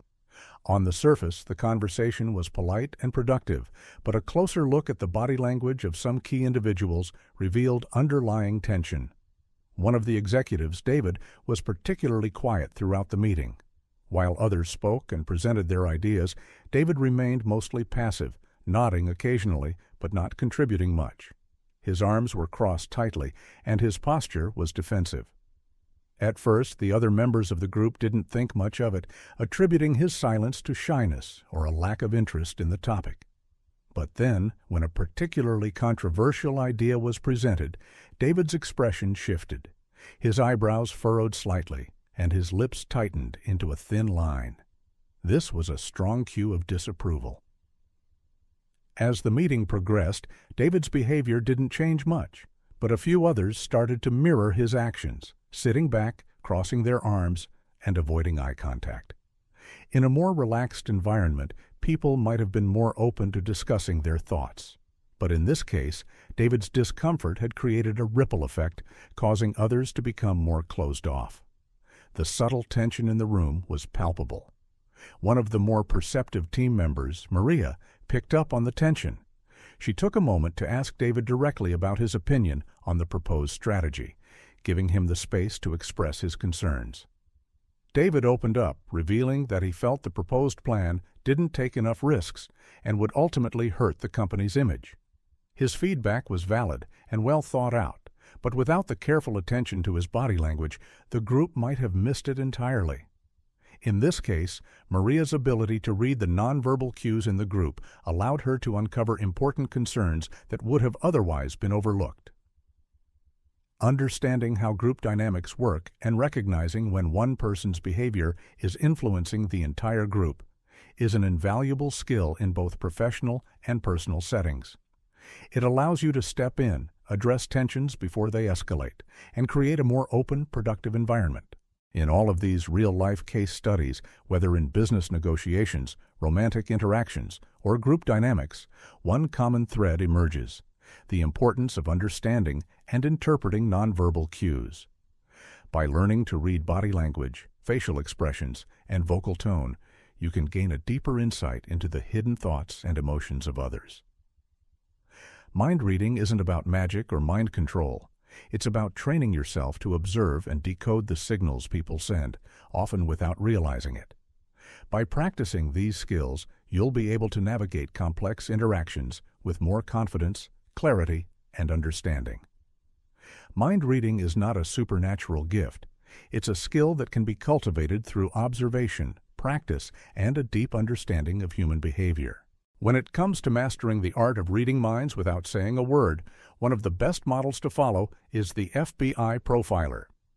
These professionals, tasked with understanding the motivations and intentions of criminals, rely heavily on nonverbal cues to build a mental snapshot of the person they're profiling. In this section, we'll explore how these experts create mental images, how you can build your own nonverbal intelligence toolkit, and how to train yourself using real-world challenges. How FBI profilers create mental snapshots. Imagine you're sitting in a room with a suspect, trying to gauge their guilt or innocence. The words spoken are important, but often it's the silence, the pauses, the way someone's body reacts that reveals the most. FBI profilers know this, and they use these subtle cues to build what they call a mental snapshot.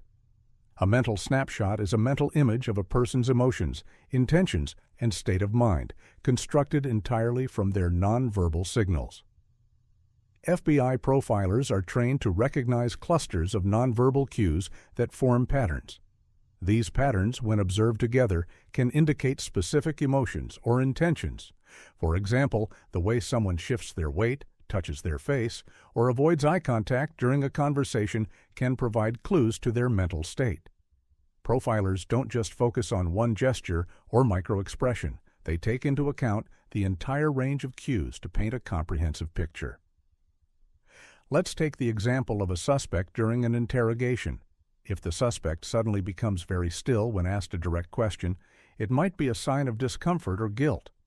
But it's not just the stillness that's important.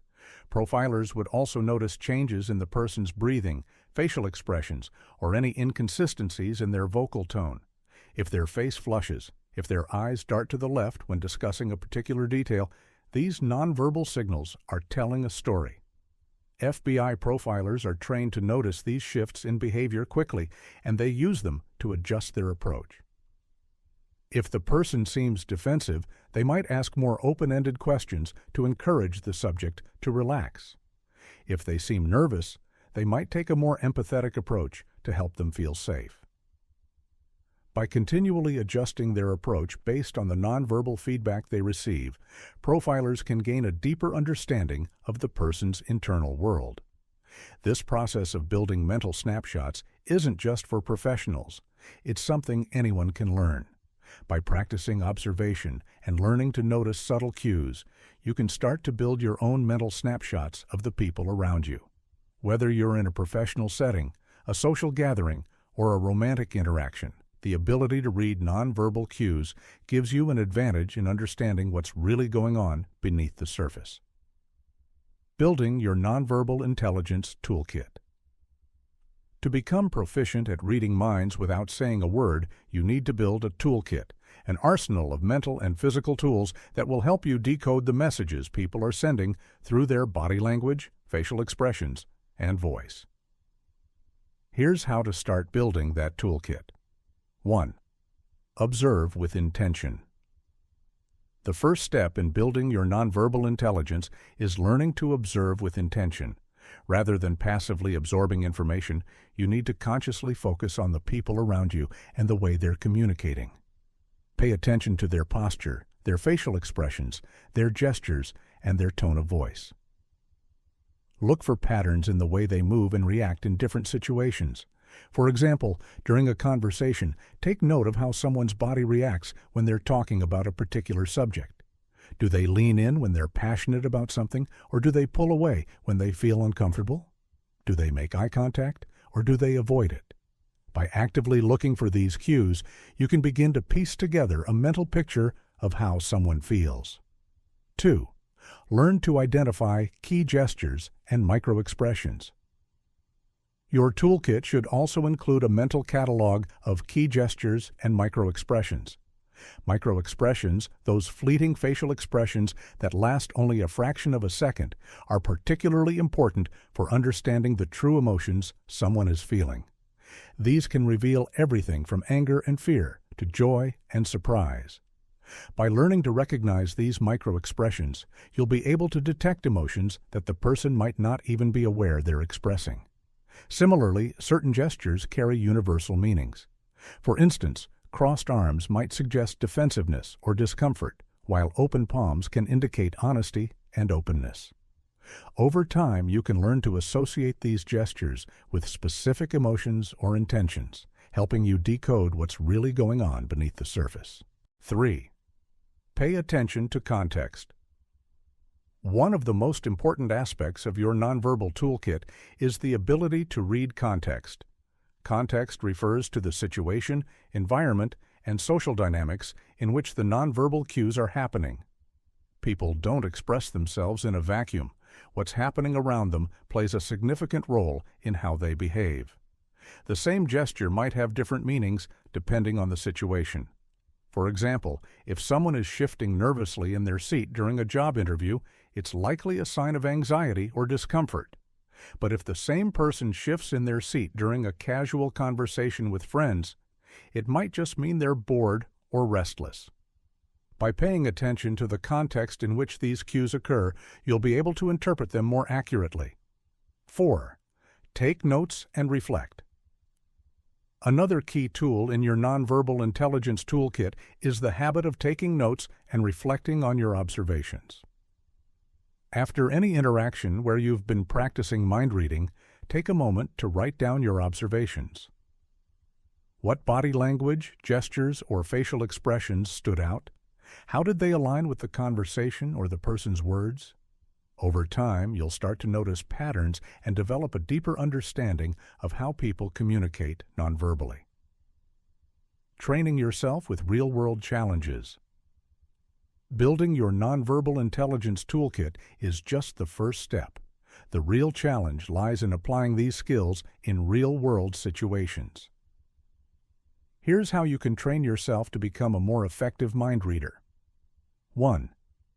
Practice in low-stakes environments. The best way to train your mind-reading skills is by practicing in low-stakes environments. Start by observing people in casual settings, at coffee shops, in public transportation, at social gatherings. Practice reading their body language, facial expressions, and tone of voice without intervening. Try to form a mental snapshot of what they might be feeling or thinking based on the nonverbal cues you observe. At first, it may be difficult to know for sure if your interpretations are accurate, but with time and practice, you'll develop a stronger intuition for reading people. Make it a game. See if you can accurately predict someone's emotional state based on their body language. Over time, your ability to read nonverbal cues will become more refined. 2. Observe in professional settings. Once you're comfortable reading people in casual settings, try practicing in more formal or professional settings. Meetings, interviews, and business negotiations are all great places to observe how people use body language to communicate their thoughts and intentions. Pay attention to how people react when discussing certain topics. Do they become more relaxed or do they tense up? How do they respond to pressure? As you observe these dynamics, ask yourself why people are reacting the way they are. What nonverbal cues are they giving you that tell you how they feel? By practicing in professional settings, you'll learn how to adjust your own behavior based on the nonverbal signals you're receiving. You'll also be able to detect subtle signs of discomfort or tension, which can help you navigate difficult conversations with greater ease. 3. Test your skills in high-stakes situations. Once you've built up your nonverbal intelligence toolkit and practiced in low-stakes and professional settings, it's time to put your skills to the test in high-stakes situations. Whether you're negotiating a business deal, trying to figure out if someone is interested in you romantically, or navigating a tense social situation, these real-world challenges will help you refine your mind-reading abilities. As you step into these situations, stay calm and focused. Use everything you've learned to observe the person's body language, facial expressions, and vocal tone. Adjust your approach based on what you're reading. The more you practice, the more confident you'll become in your ability to read minds without saying a word. Mastering the mind game takes time, patience, and practice. But by building your nonverbal intelligence toolkit and applying it in real-world situations, you'll gain a powerful ability to understand the hidden thoughts, emotions, and intentions of the people around you. Whether you're profiling a suspect, navigating a negotiation, or simply trying to connect with someone on a deeper level, these skills will give you the insight and confidence you need to succeed. Influence. Without speaking words may be powerful, but they are far from the only way to influence and communicate.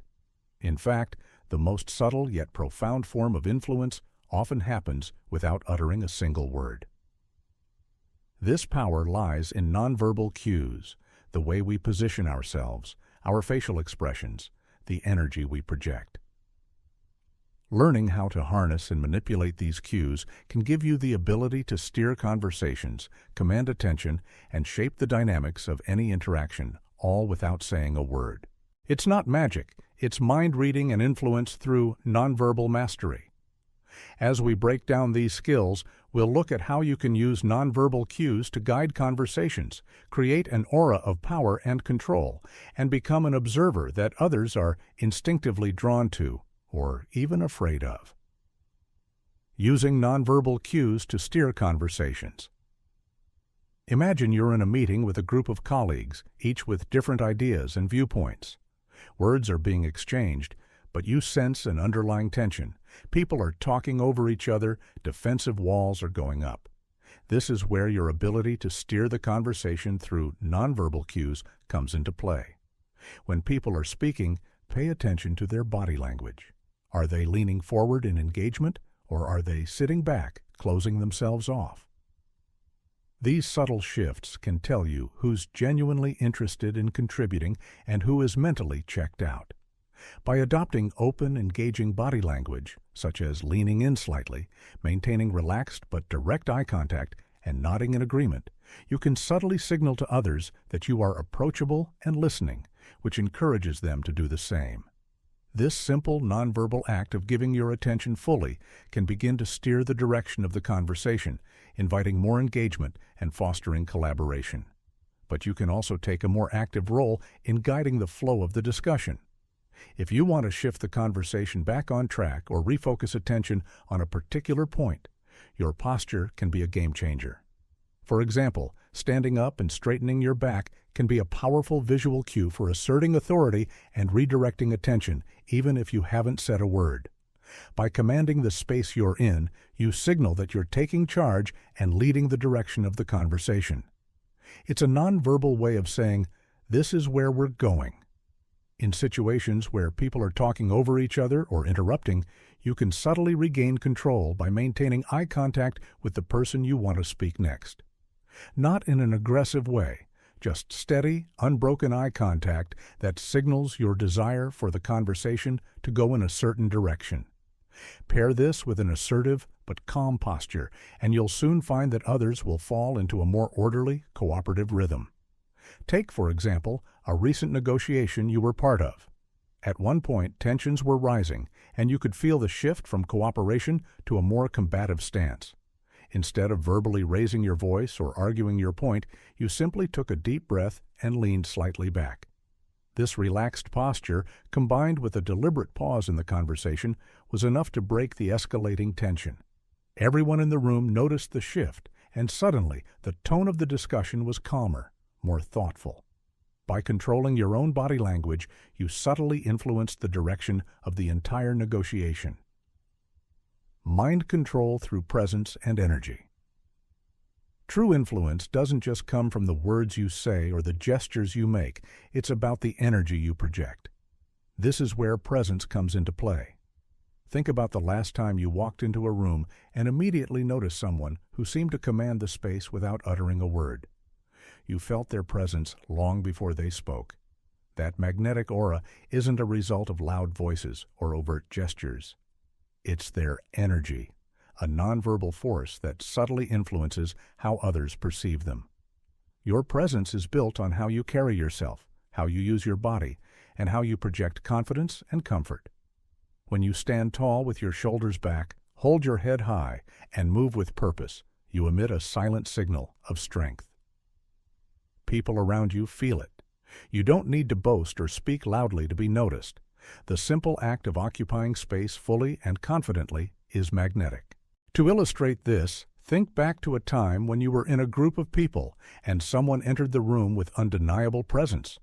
Perhaps it was a manager, a colleague, or even a stranger. They didn't need to say anything to grab attention. Their energy did the talking. They moved slowly, deliberately, and when they spoke, they didn't rush. Their words carried weight, not because they were loud, but because they were grounded in a calm assurance. This is mind control through presence, through the way they shaped the energy in the room, simply by how they stood and moved. Mind control isn't always about forceful gestures or loud commands. It's about subtle energy manipulation. One of the most powerful ways to influence others is to remain calm and composed, especially when everyone else is panicking. In a moment of crisis, your composed presence can be enough to steer the group toward a rational decision simply because you project stability. A prime example comes from a time during a high-pressure presentation in front of a potential client. Your team was on edge, and the room felt tense. Instead of feeding into the nervous energy, you maintained a calm posture, took measured breaths, and kept your voice steady. You felt the energy in the room shift. People were drawn to your groundedness, and without speaking, they followed your lead. The clients were less likely to notice the tension in the room because you weren't adding to it. You were quieting it with your presence. Becoming the observer. Everyone fears. There's a certain power in being an observer. The moment you step back, silent and still, you become someone others are instinctively aware of. This is where the power of observation turns into influence. When you stop speaking and start truly observing, you enter a different realm of mind reading and control. You know what people are saying before they even speak because you're tuned into their body language, their breathing, their shifts in posture. But it's not just about noticing things. It's about how you use that awareness. As an observer, you don't need to chase attention. You simply let it come to you. People will start to notice your stillness, your quiet observation, and the space you occupy. You don't need to be loud or forceful because your very presence and awareness have already set the tone. Imagine you're in a meeting and your role is to watch and analyze the group dynamics. Everyone else is talking, but you remain mostly silent, occasionally making notes or offering a short observation. You're not participating in the conversation itself, but the way you observe and react sends a message of authority. People start to pay attention to you, even if you haven't spoken. You've become the observer, the person whose gaze makes others conscious of their actions, words, and behavior. They don't know why, but they sense that you're aware of everything going on, and that's enough to give you a silent power over the room. This observer role can be especially useful in situations where you need to influence the dynamics without being the obvious leader. For example, during group brainstorming sessions or negotiations, you can position yourself as the observer who subtly guides the conversation with your quiet insights. You let others believe they're driving the discussion, but in reality, your awareness of the group's dynamics helps you shape the outcome. Your silence becomes your power. In another case, think of a time when you were observing a group of people at a social event. Everyone was trying to one-up each other with stories and jokes, but you kept mostly to yourself, listening carefully and taking everything in. Without making a sound, you became the center of attention. People started to gravitate toward you, wanting to know your thoughts.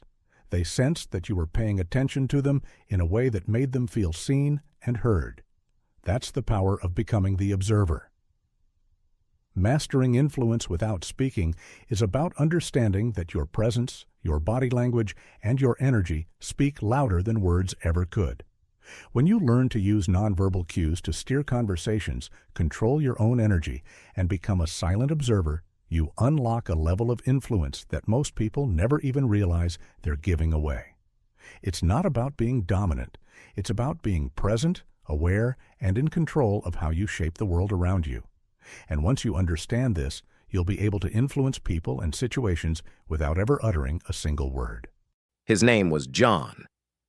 And John was a smooth-talking dumpster fire with a medical badge. He wasn't a criminal mastermind. He was worse, convincing. The kind of guy who'd charm you at brunch, then steal your meds and gaslight you into thinking you misplaced them. At 31, John meets Tanya. She's 25, a nurse, grounded, smart, the type who keeps granola in her glove box and lives life by the book. They date. They marry. He follows her into nursing school. A love story? Not even close. Because John's not just carrying a stethoscope, he's carrying secrets, big ones. He cheats, gets the other woman pregnant. And Tanya? She doesn't just cry. She investigates. Turns out John lied about everything, even his age. Who lies about their age to their wife? But it gets darker. Tanya searches their house and finds hospital-grade meds, stuff that should never leave a medical facility. He's not just a liar, he's a thief, a junkie in scrubs. She calls the cops. He gets charged, loses his nursing license, felony drug theft, mug shot, 6 years in prison. But justice? She barely gets a cameo. 17 months later, John's out. And guess what? He's back on dating apps, back to preying on women, stealing their money, manipulating their trust, vanishing like a ghost with a driver's license. This time the con's more polished. A new scheme: meet women online, love bomb them, rob them blind. Until he meets Deborah. She's 59, an interior designer with taste, money, and a blind spot for charm. John tells her he's an anesthesiologist, says he just got back from saving lives with Doctors Without Borders, which, of course, is a lie so big it should come with its own passport stamp. They go on a date. They vibe. He ends up at her place. He refuses to leave.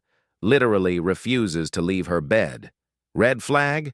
Deborah thinks so too, until he apologizes the next day, begs for another shot, and here's where it gets dangerous. She gives him one. They start dating.